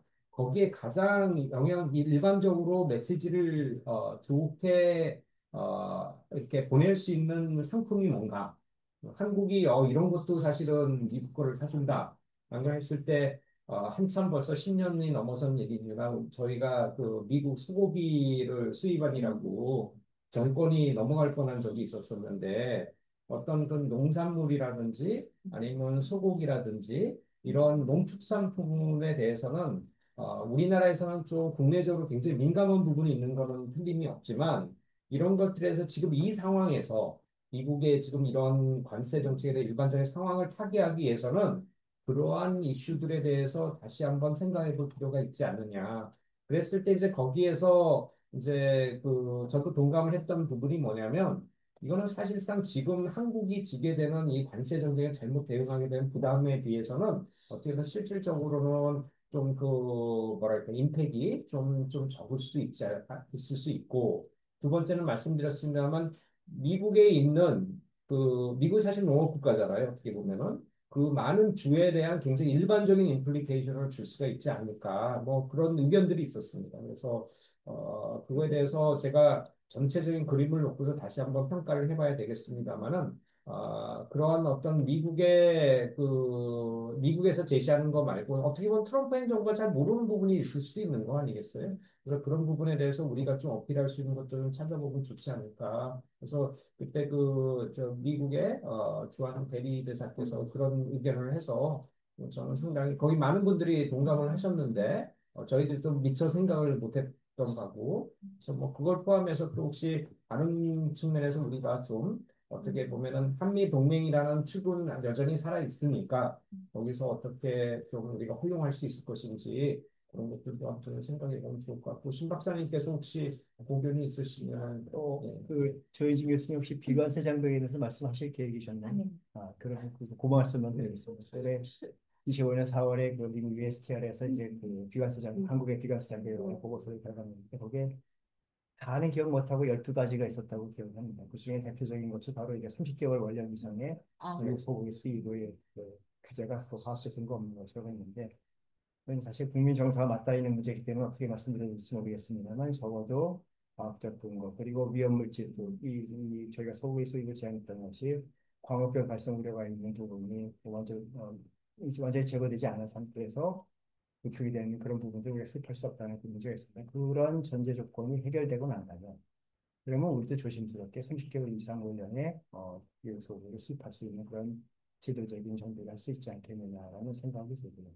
사실은 이제 우리나라 선수들이 이거보다 더 뜨거운 이슈가 하나 있죠. 바로 쌀이죠. 쌀은 우리가 이제 최소 물량 접근, 최소 시장 접근이라고 해서 지금 40만 톤 정도 되는 것 같습니다. 그 부분에 대해서만 저희가 관세를 부과하고 나머지는 519%일 겁니다. 네, 관세를 부과해서 지금 다시 미국 쌀의 수입을 얻고 있는데 이 미국 쌀을 우리가 제가 확대해서 수입하려고 하면 바로 그 관세를 이제 건드려야 된다는 거지. 그러면 지금도 농림부 장관이 지금 쉰다기 전에 이런 어려운 상태 양국법을 통과시키는데 국무회에서 반대표를 줬다고 지금 약간 곤란한 입장에 서 있는데 농림부 장관 그간에 아마 서인해서 봅니다. 이런 문제들은 사실은 국민의 정서와 맞닿아 있는 이슈들은 조금 조심스럽게 접근할 필요가 있을 것 같고 다만 우리나라에도 도움이 되는 그런 이슈들은 조금 더 있을 것 같습니다. 이건 사실 이것도 또 조심스러운데 좀 AI가 관심이 고조되는 입장에서 그 우리나라 정밀 지도에 국외 반출을 허용하는 문제가 사실은 미국에서 또 비과세 장벽으로 일을 하고 있는데 이 문제를 허용하는 순간 우리나라의 그 소버린 AI라는 것이 이제 상당히 위험한 상태에 처해져 있습니다. 다만 미국은 구글이라든지 이런 회사들이 이런 지도 관련된 정보를 가지고 있어야만 연관된 서비스를 복합적으로 제공해서 한국 국민에게 이제 좋은 어, 혜택을 줄 수 있다라고 주장하기 때문에 이 문제는 조금 전향적으로 접근해야 되는 것이 아닌가. 예를 들어서 군사시설이라든지 민간시설에 관한 그런 부분에 대한 정밀지도 데이터는 약간 그 데이터의 질을 낮추될 거고 나머지는 제공하는 식으로 약간 타협치로 찾을 수 있지 않을까 뭐 그런 생각을 해보고요. 또 하나 제가 기억나는 건 자동차의 그 안전검사라든지 그 품질 기준이라든지 이런 것들이 미국에서 검사를 다 통과했음에도 불구하고 우리가 독자적인 기준을 또 적용하고 있어요. 그래서 미국은 그왜 같은 자동차를 판매하는 검사를 두 번 받아야 되느냐고 약간 반발하고 있는데 우리나라 그 안전 기준은 사실 세계에서 높기로 지으면 심지어는 유럽 기준보다 높습니다. 이 기준을 과연 우리가 이게 최상이다. 이게 최선이다라고 예전에 그 어느 배우와만 얘기했듯이 그게 최선이니까라고 한번 자문해 볼 필요는 있는 거죠. 그래서 이것이 만약에 불필요한 무역 장벽으로 적용하고 있다면 이것도 한번 적용할 수 있잖아요. 이것은 조금만의 비용을 들여서 미국의 자동차 수입을 조금 약간 증지시키는 그런 효과가 있지 않을까라고 개인적으로 생각합니다만 또 일부 전문가들은 그렇게 바꿔봐야 국민들은 독일차를 더 사지 이렇게 차 쓰지 않는다. 라고 얘기해서 이것을 전신 효과는 모르겠습니다. 근데 그 정도로 네, 효과가 근데 제가 하나만 더 여쭤볼게요. 그래서 사실 저 말씀하신 저 발표자가 아닙니다. 리스트가 쭉 나왔는데 이게 이 신박사님 대답하실 수 있을 것 같아요. 그 우리나라 입장에서 미국이랑 딜을 할 때 일반적인 원칙선상에서 이런 여러 가지를 해서 여러 가지 케이스 바이 케이스로 한번 점검을 해봐야 되는 부분이 있지 않습니까? 그럴 때 일반적인 어떤 접근 원칙 뭐 이런 것들을 좀 생각해 볼 수 있다고 생각하지 않으세요? 이런 개별적인 것들을 모아가지고 어떤 그런 것들이 뭐 국제사회의 뭐 통상 원칙일 수도 있고 아니면은 우리가 보는 외교적인 차원에서의 어떤 동맹과 무슨 국내적인 무슨 가치의 어떤 균형을 평가를 해본다든지 네. 뭐 이런 것들이 좀 있으면 좋지 않을까 싶은데 그렇게 말씀하시니까 또 하나의 아이템이 생각나요. 러브시시로 나오지 않습니까? 저희가 그 예전에 공부할 때그 이제 경쟁법, 이제 공정거래법 이런 거 배울 때는 이런 법의 취지는 경쟁을 보호하는 거지 경쟁자를 보호하는 게 아니다라는 말씀들을 나누셨습니다. 그 원칙에 기반해서 국내의 그 소비자의 이익을 충족시킬 수 있는 그런 부분이라면 우리가 좀 더 전향적으로 검토하고 이게 아니고 뭐그 과정에서 이제 특정한 국내 경쟁자를 보호하기 위한 그런 규제들은 과감하게 확보하는 것도 좋지 않을까라는 생각을 해보고 이것을 분위기가 막 자동차 부분일 것 같고요. 그냥 자동차 물론 잘 만드는 잘 만드냐면 그, 그 심지어는 우리나라 전기차가 볼보에서 나오는 그 폴스타라는 자동차보다 안전등급이 높습니다. 이게 저는 개인적으로 이해가 되지 않습니다. 폴스타는 중국을 사실상 지금 많죠. 모르겠어요.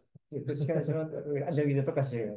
그래서 이런 부분은 조금 더 국민에게 혜택이 돌아간다는 것을 하나의 기준점으로 해서 이런 규제가 누구를 보호하고 있는지, 무엇을 보호하고 있는지를 한번 생각해 보면 그냥 여러 가지 고려 사항 중에 하나가 되지 않을까라고 한번 조심스럽게 말씀드립니다.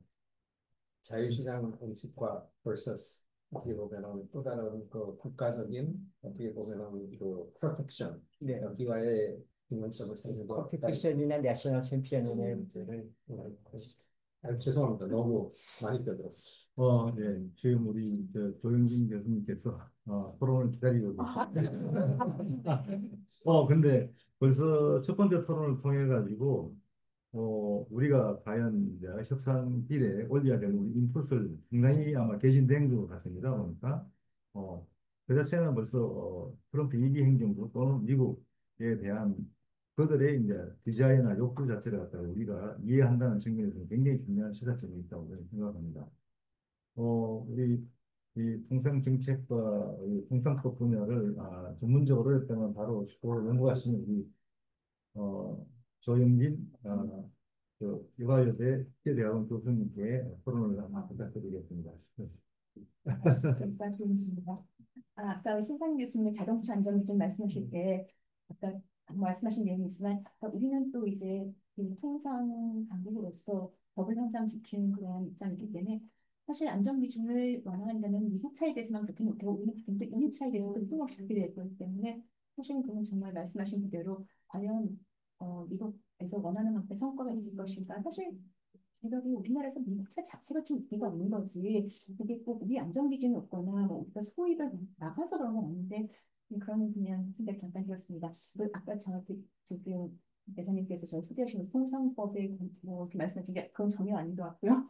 설사 제가 그렇다 하더라도 지금의 시대가 과연 통상법을 요구하는 시대입니다. 또 그런 문제가 있는 것 같습니다. 그러니까 사실 통상법을 저는 전공한 건 맞습니다. 통상법 전공자 입장에서 이제 같은 WTO 체제가 아주 공고히 구축됐던 그한 50년간의 시간이 있었고 그 다음에 이제 FTA 시대가 있었는데 사실 FTA 시대를 해도 그 전에 있었던 다자통상 규범이 없어지거나 충돌하거나 뭐 완화되는 아니죠. 그러니까 같은 24조 안에서 이제 서로 조화롭게 이루어지면서 물론 이제 예상외로 FTA가 좀 더 많이 팽창한 경향은 있었지만 그렇지만 조화롭게 공존하는 시대였다가 지금은 이것이 모든 것이 다 사라지는 시대가 아닌가 싶습니다. 그래서 이럴 때 과연 이제 어떤 리걸 프레임을 우리는 갖고 이걸 접근해야 되는가 그것이 사실 저는 이 통상법 전공자라서 조금 곤혹스럽기도 하고 또 저희 과제이기도 합니다.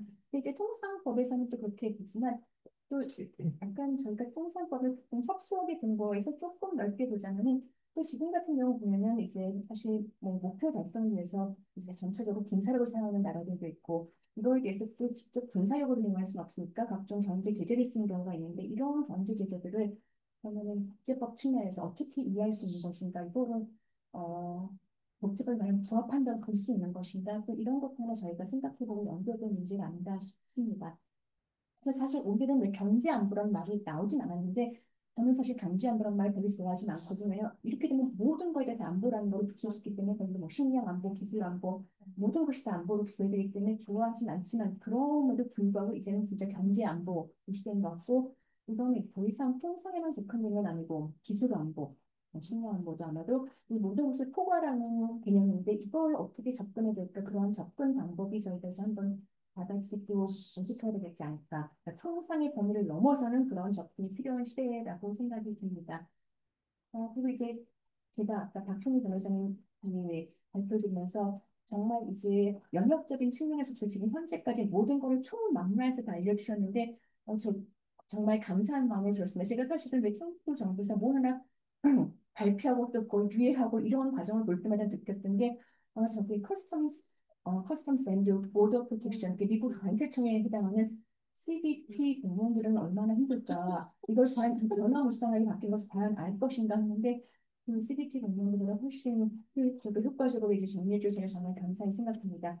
근데 저희가 이제 외교적으로 그럼 트럼프 이 관세 정책을 우리가 어떻게 바라봐야 될까 이런 거를 사실 생각할 때는 이건 이제 통상 법하는 사람으로서는 아니고 대충 이 정책적인 측면에서 보면 사실 저는 트럼프가 정말로 원하는 것이 무엇인가 그것이 약간 궁금합니다. 그러니까 트럼프가 진정으로 원하는 것이 미국 제조업의 부흥인가? 근데 사실 제조업의 부흥은 좀 시간이 걸리는 것이고 트럼프 일기 내에서 효과가 나타나지 않는 건데 과연 트럼프가 제조업의 부흥을 마음속 깊은 곳에서 진심으로 원하는 것인가? 저는 사실은 좀 임기 중에 성과가 드러나지 나타나지 않는 이걸 좀 원하는 것인가?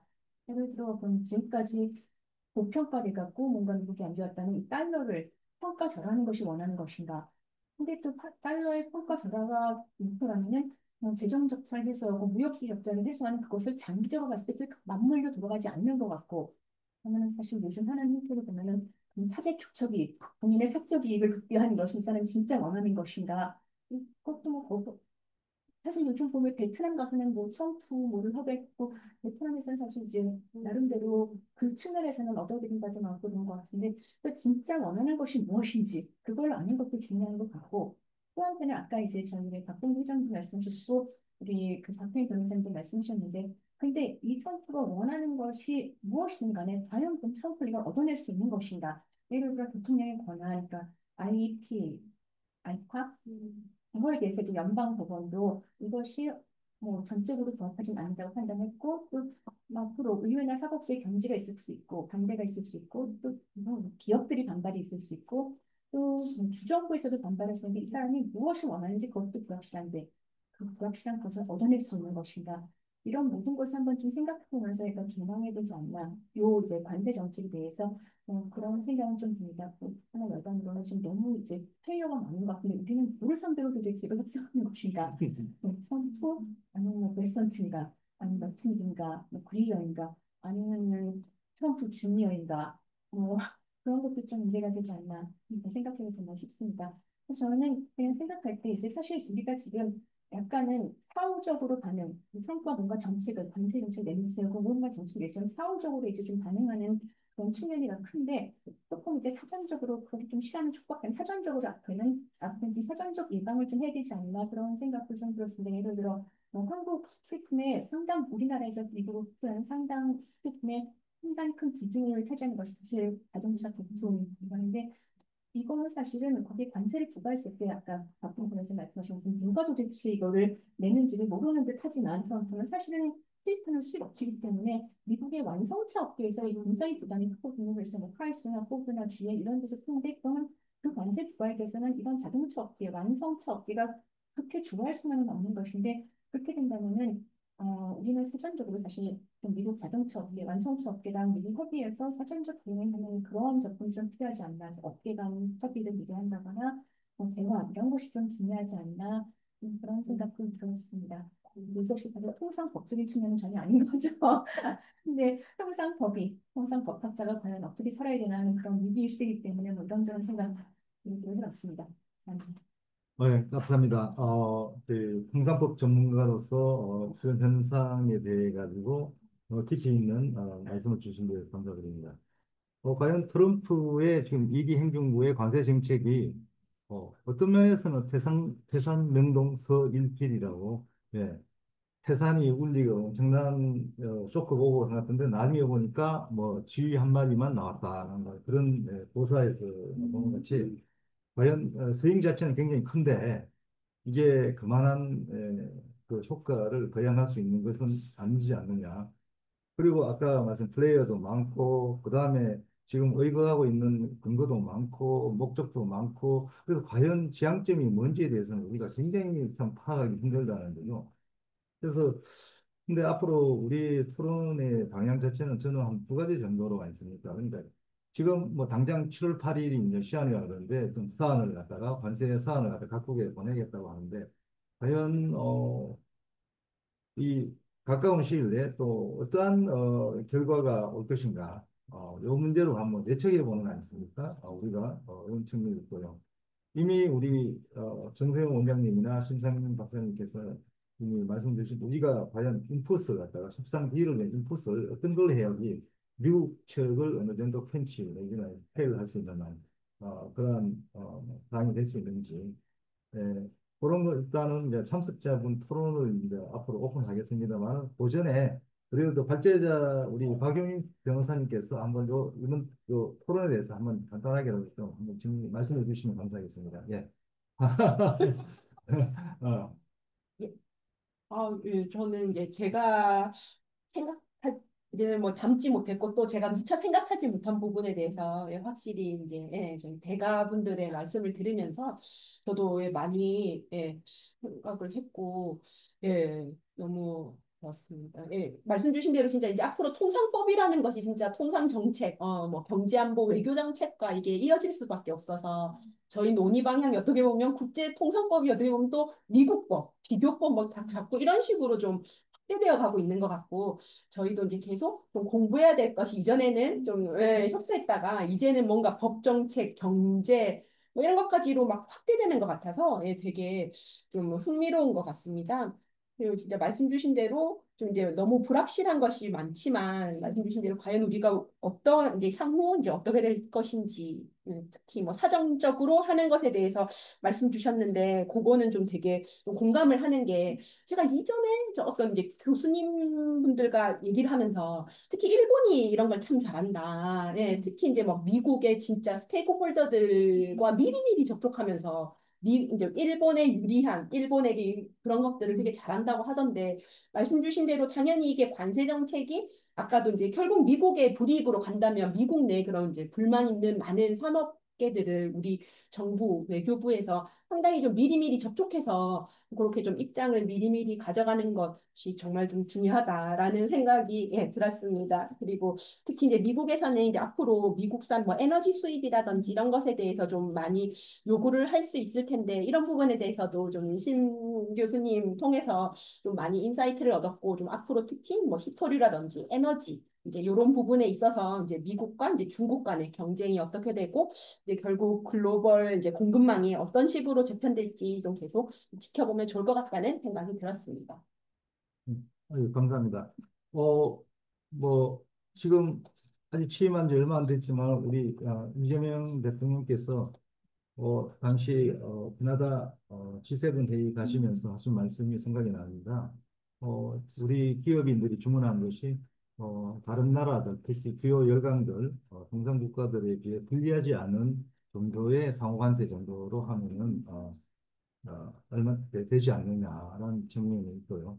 어, 또 하나 제 경험으로 제가 또 우리 외교 통상 역사를 이렇게 보면은 항상 우리는 70년대 이래 특히 미국을 중심한 통상 압력을 많이 받아왔습니다. 근데 당시에서는 우리가 아까 말씀드린 경쟁을 보호하는 거지 경쟁자를 보호하는 것이 아니라는 말씀입니다. 그 당시에는 굉장히 부당하다고 느끼고 그래서 그 여러 가지 있지만 결국은 그런 외부적인 그런 압력 자체가 우리 자체의 시스템을 갖다가 개선하고 더욱더 능률화 효과적으로 하는 바람에 우리가 더 발전하고 선진화되었다는 그런 측면이 있습니다. 만약 그렇지 않다 그러면 우리는 뭐 60년대, 70년대 형태의 우리가 옛날 그 사회 정치 경제학적 그 매판 자본 그러한 어떤 시스템 자체 여전히 머물러 있을 거라 생각하기 때문에 이번 기회에 또 우리가 새로운 아니습니까? 어떤 개선 또 우리한테 이득이 되는 그런 시너지도 발견할 수 있지 않을까라는 생각도 듭니다.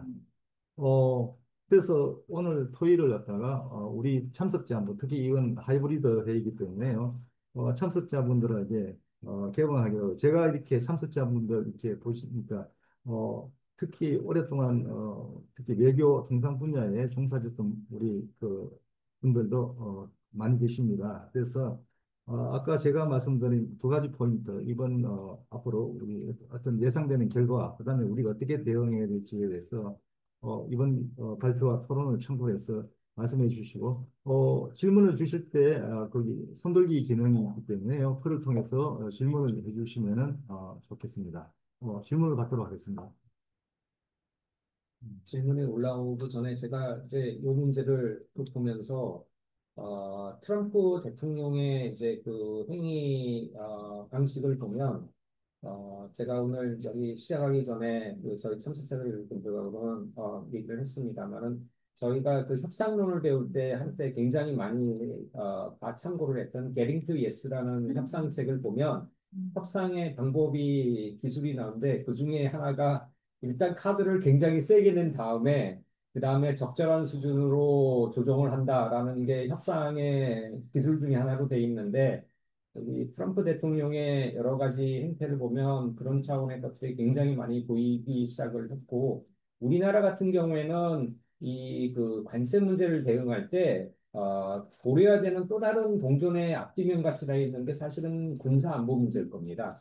그래서 미국하고 같은 행정부하고 우리나라가 이거를 협상을 해야 되기 때문에 과연 우리나라가 그 메뉴를 짤 때 아마 신정부에서 볼 때 이제 외교안보팀하고 그다음에 이제 관세 문제를 다루는 통상팀하고 아니 또는 경제안보팀하고 이거를 잘 조율을 하면서 또 거기에서 우리에게 맞는 카드를 만들어내야 되지 않을까. 그리고 마지막으로 한 가지만 더 말씀을 아까 제가 그 나토 회의에서 나온 결과를 말씀을 드렸는데 앞에서 과연 트럼프 대통령이 원하는 게 뭔가라고 생각을 저희 제기하셨잖아요. 나토 회의 정상회의 결과를 보면은 트럼프 대통령이 원하는 거는 나의 면을 세워주면 굉장히 좋아합니다.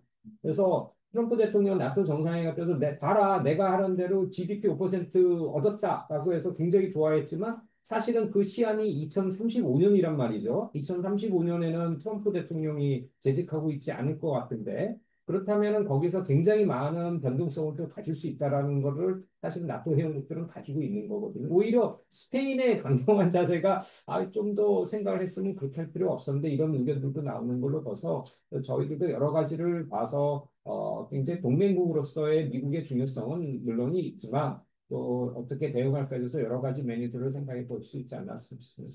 예, 이제는 질문하실 분들이 많이 계실 것 같아서 예. 질문하신 분은 손들기 버튼을 통해 가지고 질문해 주시기 바랍니다. 음? 순서대로 예, 예, 질문하시도록 도와주십시오. 질문이 없나요? 채팅을 질문하시거든요. 그죠?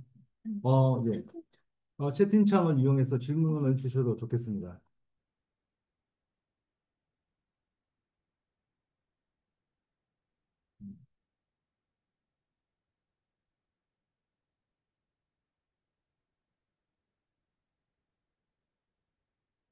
다른 분들 질문하시기 전에 그냥 사람으로 말씀드리면 예, 말씀하십시오. 제가 다른 동네에서는 이제 그 대법원의 고소하가 편적의 정책에 대한 러버스 컨트랙트 할까봐 걱정된다고 실제로 이 관세와 관련된 거는 아닙니다만은 그 저희가 항상 의심치 않았던 미국에서 태어나면 미국의 시민이 될 수 있다는 이 조항에 대해서 좀 법원이 이 행정부의 결정을 효력을 정지시키고 이것을 50개로 확대한다는 결정에 대해서 실제로 대법원은 일단 이 문제를 제기한 22개 주에만 효력 정지고 나머지 28개 주는 이 트럼프 행정부의 단지 미국에서 태어났다고 미국 시민이 된다는 건 개런티가 아니라는 것을 자유롭게 이해할 수 있도록 만드는 제도가 하나 있더라고요. 관세 정책에 관해서도 아까 그 부분에서만 말씀하셨지만 이게 아이파를 통해서 관세를 부과한 것이 6억이라고 해서 그 지위에 해당하는 국제무역법원인가요? 그것도 얘기했지만 형사법원에서 일단 그 효력을 그 2심 판단이 나올 때까지 또 정지시켜버리는 이런 현상들이 나오고 있습니다. 그래서 사실은 그 국민의 최고 권리의 그 최후 보루라고 믿었던 사법부가 미국에서는 지금 현재로서는 트럼프 정부의 많은 차량권 인정하면서 아무것도 그 제재를 가하지 않고 있는데 이것이 어디까지 갈지는 좀 저희가 좀 지켜봐야 될 것 같고 다행히 우리나라는 훨씬 훌륭하고 또 공정하신 분들이 이런 정치를 판단하고 있게 사법부에서 여러 가지 그 판결을 내리고 있으면 그런 일이 일어나지 않을 것 같습니다. 그나마 좀 다행이라서 생각합니다. 네, 감사합니다. 참, 그리고 우리 질문이 오기 전에 오늘 우리 정혜웅 대사님께서 참석해 주셨는데, 고견을 주시면 감사하겠습니다. 제가 좀 돌려드리겠습니다. 네, 오늘 아주 시의적절하게 좋은 주제를 잡아가지고 세미나를 주셔서 아주 기쁩니다. 그리고 좀 발표도 알차게 해주시고 그런 잘 해주시는데 저는 뭐 질문이라기보다 이제 좀 약간 그 트럼프 정책에 관한 나름대로 이제 느낌을 말씀드리려고 합니다. 이 트럼프라는 사람 어떤 사람이냐? 그, 종잡을 수 없는 사람이고 그런데 하나 이제 일관성이 있는 측면들이 또 있습니다. 그래도 저도 보니까 이게 그 인류 역사상 뭐 정치와 경제가 완전히 분리된 적은 없었고 뭐 정경 분리 뭐 이런 얘기는 많이 했었지만 어떤 시대에도 정치 경제가 완전히 분리된 적은 없었지만 지금 갑자기 이제 모든 경제 문제가 다 정치화됐고 그것이 더 아주 극단화된 것이 지금 이제 트럼프 행정부라고 생각됩니다. 그런데 그래서 우리가 이제 뭐 관세 문제를 이제 이걸 경제 논리로 대응해서 풀자 이렇게 하는 데는 크게 한계가 있을 것 같고 우리가 이제 정치 논리로 접근을 해야 뭐 하는 게 더 이제 필요하다고 생각합니다. 근데 그러면 트럼프가 진짜 원하는 게 뭐냐?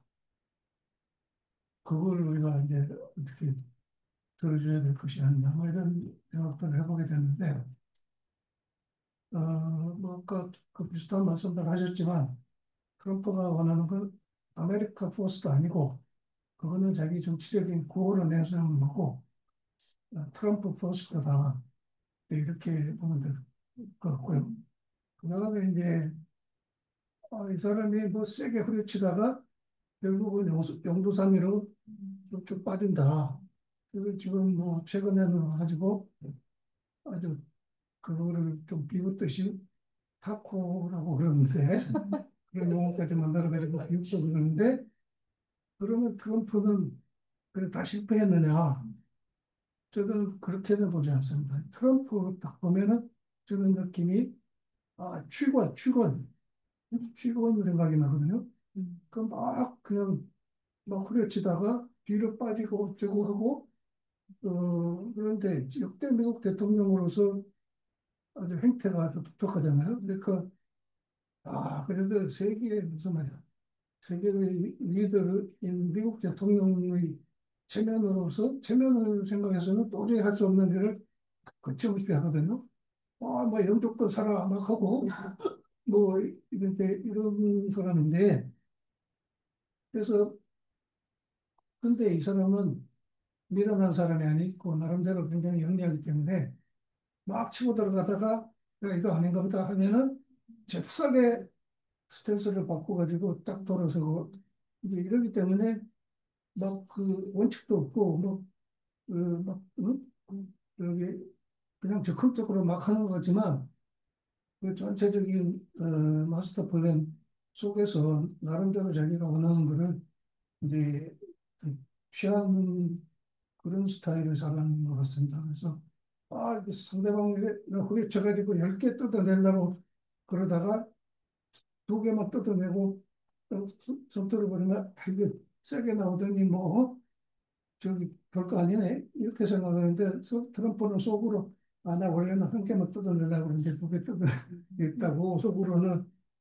패자를 부를 수도 있고 이런 상황들이 이제 많이 있다 이럽니다. 이게 중국한테도 최근에 뭐 중국 관세를 막 엄청나게 후려치는 것 같더니 또 그냥 용두삼으로 끝났네. 그래서 근데 이제 이번 관세 개편에서 중국이 이겼나요? 미국이 이겼나요? 이거는 이제 좀 더 두고 봐야 되는데 결과를 봐야 되지만 어 그냥 뭐 150% 뭐 이렇게 막 후려치다가 뭐 30%뭐 이렇게 내려오니까 이거 완전 봉두산이로 꼬리 내린 거 아니야? 이런 식으로 생각할 거는 아니라고 생각하고 원래부터 그 사람의 마음속에 있는 목표는 지금 정도 수준이 있지 않았을까. 이제 그런 거고 아까 또 이 말씀하셨지만 이제 트럼프 면을 세워주면 된다. 그런데 뭐 모든 정치인이 다 그런 거죠. 이게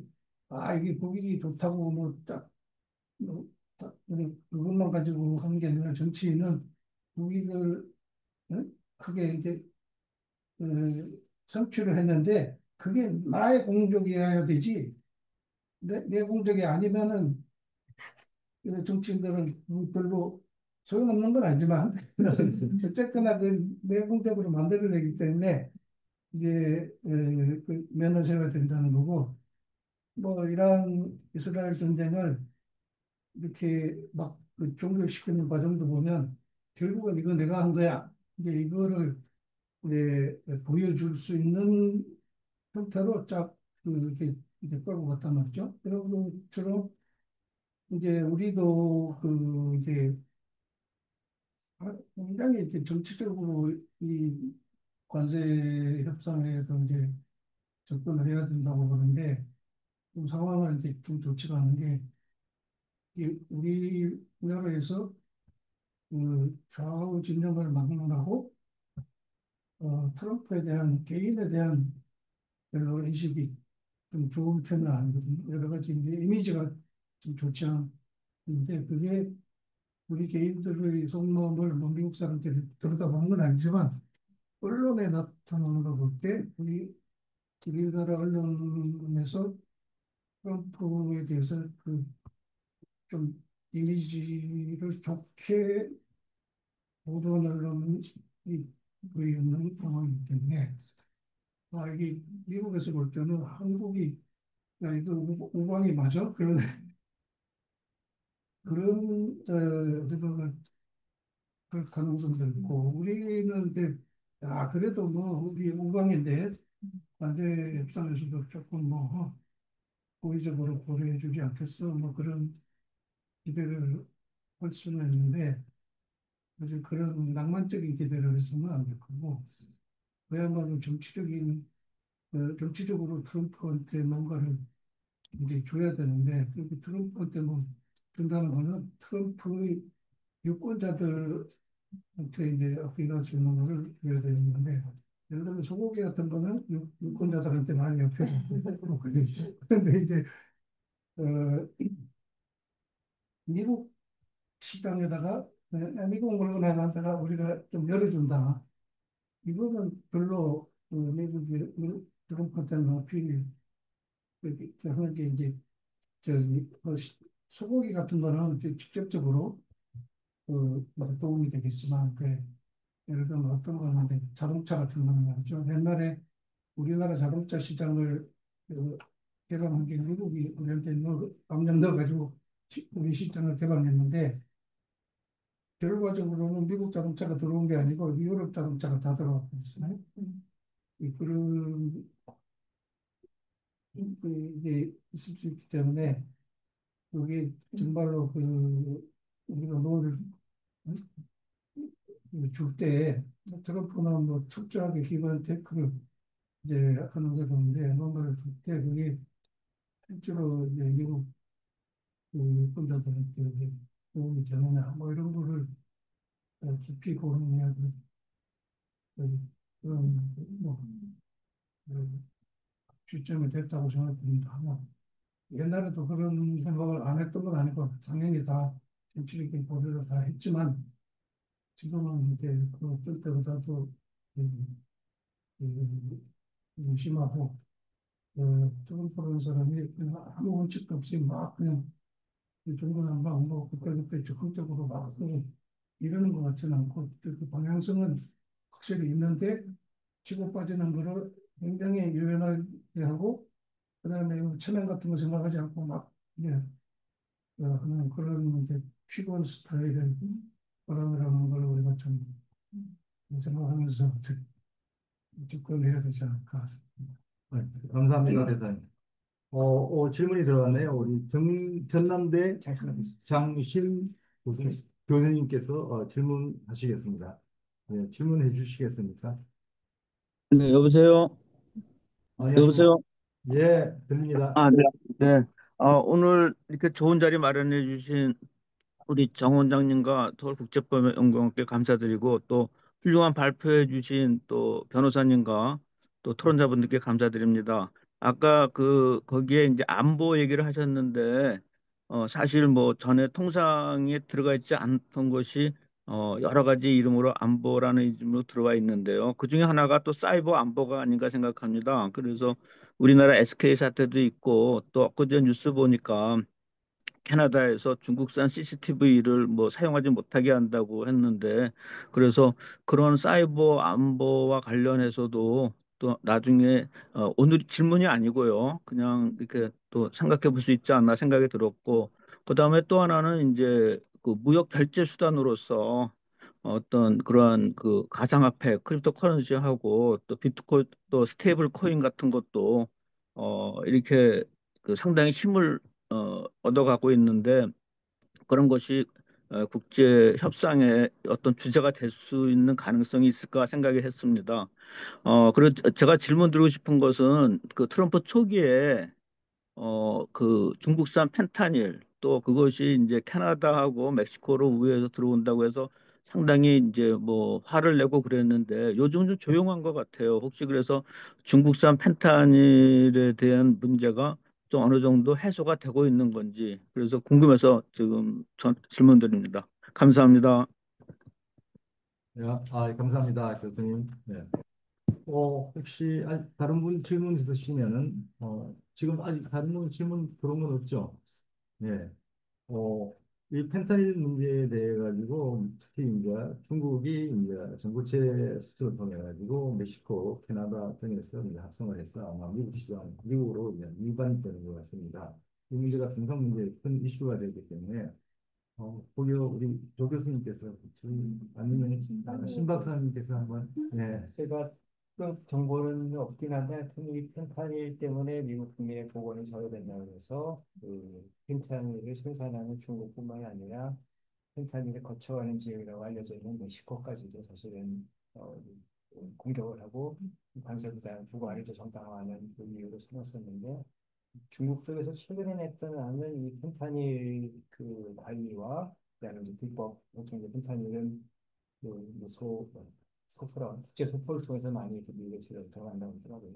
그 부분에 대한 자체 관리를 하기 위한 방안을 제시를 했었는데 협상 초기였던 걸로 기억합니다만 미국은 이 방안이 충분치 않다고 해서 일단 거부를 했던 걸로 기억합니다. 이게 5월 11일 합의에 그 내용이 나와 있지 않은데 이게 그 이후에 어떤 중국의 진전된 제안이 있어서 그걸 받아들인 건지 아닌지는 제가 아직은 잘 모르겠어요. 나중에 혹시라도 개인적으로 또 알게 되는 사안이 있으면 내부적으로 일단 공유를 해드리고요. 근데 앞으로 인터넷 문제는 심각한 보건 사안이긴 하지만 이게 이제 관세에서 한번 활용되고 났으니 트럼프 대통령이 이걸 더 강조하는 건 좀 적어지지 않을까라고 개인적으로 생각을 하고 있고 그거 말고도 또 써먹을 수 있는 카드가 정영 대사님 말씀하듯이 자기를 빛나게 할 수 있는 카드가 너무너무 많기 때문에 펜타닐을 한번 쓰고 이제 버리는 카드가 되지 않나 개인적인 생각을 해봅니다. 네, 감사합니다. 우리 참석자분들 질문이 들어오지 않는가요? 예. 뭐 이게 지금 펜타닐 문제도 그렇고 저도 미디어를 통해 들었는데 우리 저기 그, 이 테슬라의 머스크 예. 그분이 일종의 마약류인데 케타민 좀 사용하신다 이런 이야기를 하고 우리 트럼프 대통령께서도 그 케타민에 취해서 저러지 않느냐 이렇게 말씀을 하셨거든요. 근데 제 경력 중에 하나가 제가 유엔 마약위원회 보고관 라포트였습니다.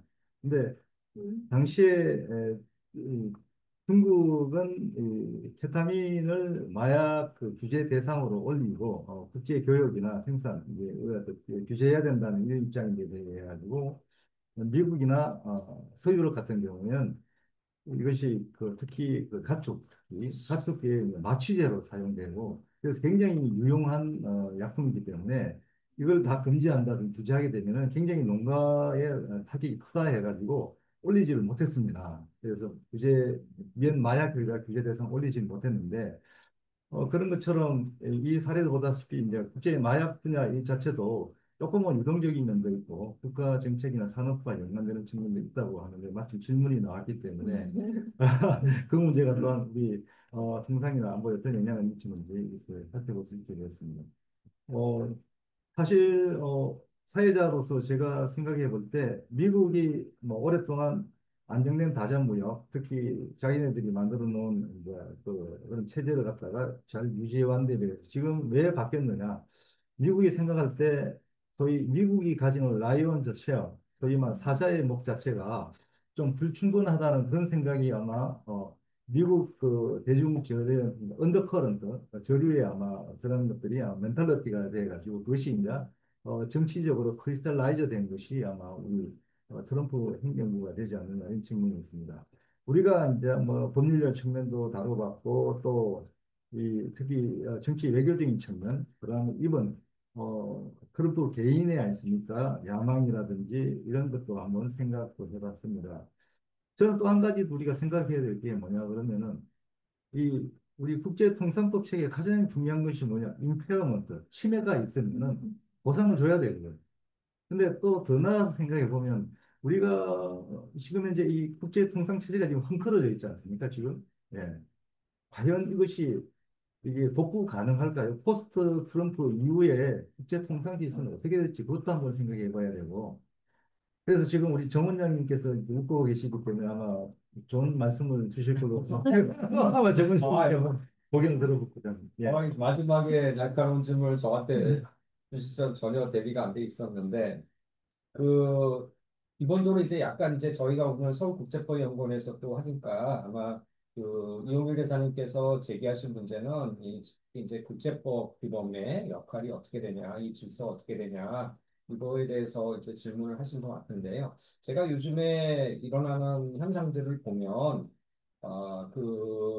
유엔이 처음에 만들어졌을 때가 아마 이 국제법적인 어떤 리버럴 웨이 오브 띵킹이죠. 전체적인 국제 정치적인 퍼스펙트에서 보면 그게 굉장히 피크 포인트였던 것 같아요. 왜냐하면 유엔에서 중요하게 생각했던 게 국제법의 역할이었고, 그래서 ILC에 대해서 굉장히 많은 기대를 하고 있었고, 많은 관습법의 조약화를 사실 해냈었고요. 그런데 지금의 현재 상황은 뭐냐? 이게 지금 리얼 파가틱이 지금 세져가지고 예전에 17세기의 세계로 지금 회귀를 하는 거 아닌가 그런 생각이 드는 부분도 있습니다. 그 말은 뭐냐면 저희 국제법을 하는 사람들 입장에서 이 국제 통상법 질서를 어떻게 복원시킬 것이냐 또는 더 발전시킬 것이냐를 봤을 때 그 근저에 있는 바탕이 좀 바뀐 부분들이 있다. 거기서의 그러면 통상법의 역할이라는 게 뭘 해야 될까? 디스퓨트 세틀먼트는 아마 복원하는 데 시간이 제일 오래 걸리지 않겠어요? 그렇다면 거기서 뭘 해야 될 것인가? 상당 부분에 사실 요즘에 국제 통상에서 벌어진 문제들은 그 게트 조항이나 WTO 조항에서 굉장히 베이그한 부분들입니다.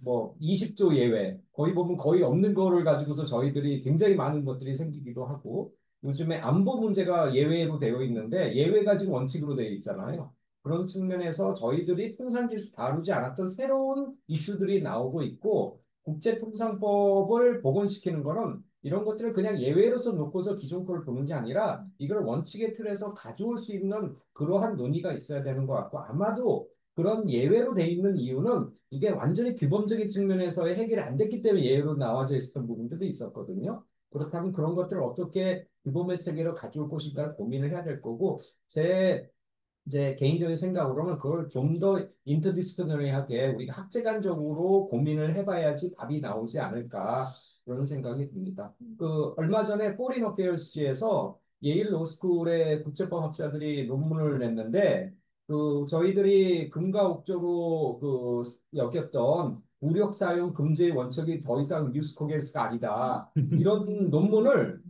그냥 아무 데나 낸 게 아니라 포린 어페어즈에 나왔습니다.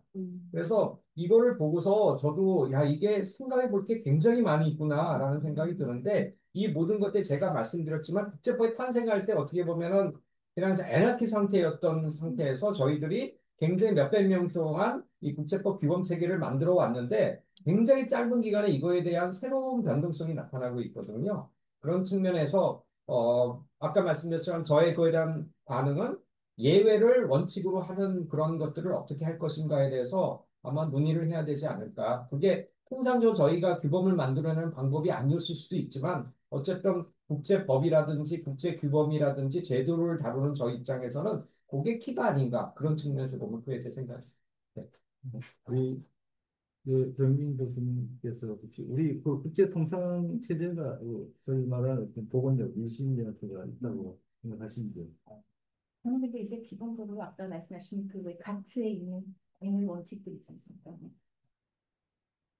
태국의 원칙, 레드니드의 원칙, 이 항상 원칙으로서는 그 가치가 있을 까 생각하면 왜냐하면 지금 저희가 미국이 국제 통상법을 어긴다 이렇게 얘기할 때 조치를 미국은 우리는 또 무용하게 된다 필요 없다 이렇게 말하지는 않거든요. 우리의 조치는 20조나 21조에서 예외로서 인정되는 거라고 말하기 때문에 법 자체를 무용하다고 하진 않는데 그럼 이제 국제통상법과 별개로 그럼 WTO라는 그 기구는 계속 존속하거나 존속은 계속 되겠지만 그 과거의 영광을 다시 구현할 수 있는 것인가? 그럼 그건 좀 부정적이지 않을까 싶습니다. 일단은 미국이 그걸 그러니까 국제 WTO가 그러니까 그걸 뭐 적극적으로 죽이진 않겠지만 굳이 애써 살릴 생각이 없고 또 그런 과정에서 이것이 어떻게 또 복귀돼서 예전에 그 활발하던 그 영향력을 다시 그 시대로 돌아가는 건 거의 어렵지 않나 싶고 사실 이건 되게 사담인데 그 저희 옛날에 한미 액트 할때그 미국 쪽 통상 때는 wendy 커틀러가 사실은 이제 가끔 서울 오는데 저희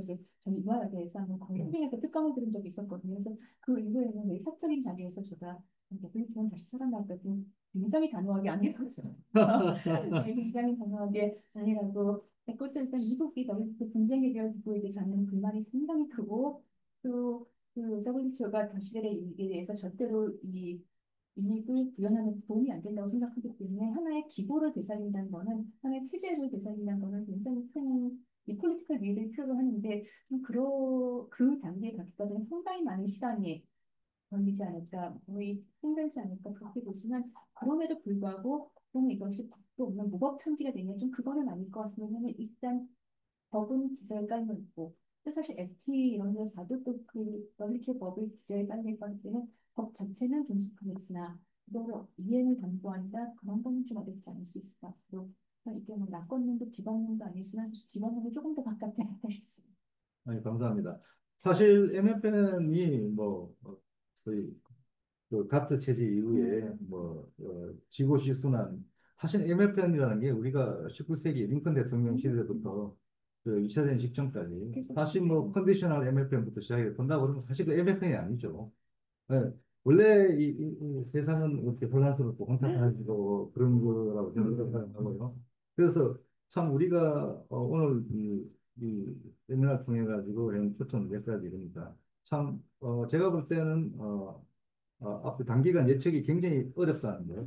그다음에 이 좌우하는 변수가 굉장히 많다는 거. 그럼에도 불구하고 우리가 이 기회를 잘 이용해 가지고 우리가 원하는 바 애트리스트 다른 나라도 불리하지 않는 특히 중국 같은 경우 10%로 이렇게 그런 측면에서 우리가 이미 우리가 어떤 인풋을 갖다가 우리가 할 것인가에 대해서 이미 토론을 했고요. 이러한 걸 가지면서 저는 기대하기를 지금 우리 신정부와 트럼프 신행정부가 어느 정도 밀월 관계가 이제 곧 시작되겠습니다만 그 기간 내에 아마 좀 타결되는 방향으로 봉합되지 않을까 하는 예상을 조심스럽게 해보고 마지막으로 오늘 발표자이신 우리 박 변호사님께서 간단하게 마지막 말씀 주실 수 있으시면 너무 고견을 많이 들었고, 예, 오늘 많이 배웠습니다. 예, 그냥 말씀 주신 대로 어떻게 보면 이제 저희가 살았던 이런 자유주의 규범 질서가 어떻게 보면 전 세계 인류를 놓고 보면 되게 예외적이었고, 어떻게 보면 이제 뭐 뉴노멀로 간다 뭐 이런 얘기도 있더라고요. 그렇다면 이제 말씀 주신 대로 WTO는 뭔가 이제 기능을 예전처럼 할 수 없다면, 그리고 저희는 정말 이전 냉전 시대 때도 정말 잘 살아남았고, 저 중재를 모은다면, 저는 충분히 새로운 질서에도 이렇게 잘 되지 않을까라고 희망을 가지고 있습니다. 예, 감사합니다. 네, 예. 그래서 시간이 지금 4분 남았는데 마지막 정리를 해도 괜찮겠습니까? 네. 과장님께서 원하시는 대로. 예, 오늘 우리 박영민 변호사님, 그리고 두 번 토론자 분, 그리고 우리 정세영 원장님, 그리고 정영 대사님, 그리고 우리 김다민 과장과 서영 인턴까지 모두 다 이렇게 이번 우리 포럼을 준비해 주시고 또 참석해서 고민도 주시고 정말 감사합니다. 그래서 오늘 나온 토론의 성과가 저는 적지 않다고 생각합니다. 이미 우리 앞에 다가와 있는 여러 가지 당면한 과제를 해결하는 데 있어서 특히 우리 신상민 박사님께서 제안해 주신 미국이 우리한테 갖고 있는 여러 가지 그 그리번시가 있다고 하는데 제가 볼 적에는 도면하고 그다음에 정치적인 면, 안보, 그다음에 자원개발, 그다음에 코시어링 할 수 있는 한미 간의 공동 이익을 가지고서 우리 신정부, 신행정부 간의 이런 미들 간에 충분히 우리가 이게 타결이 가능하지 않을까 하는 예상을 조심스럽게 해보면서 오늘 이 우리 제5회 서울 외교 가버넌스 포럼을 이것으로 마치도록 하겠습니다.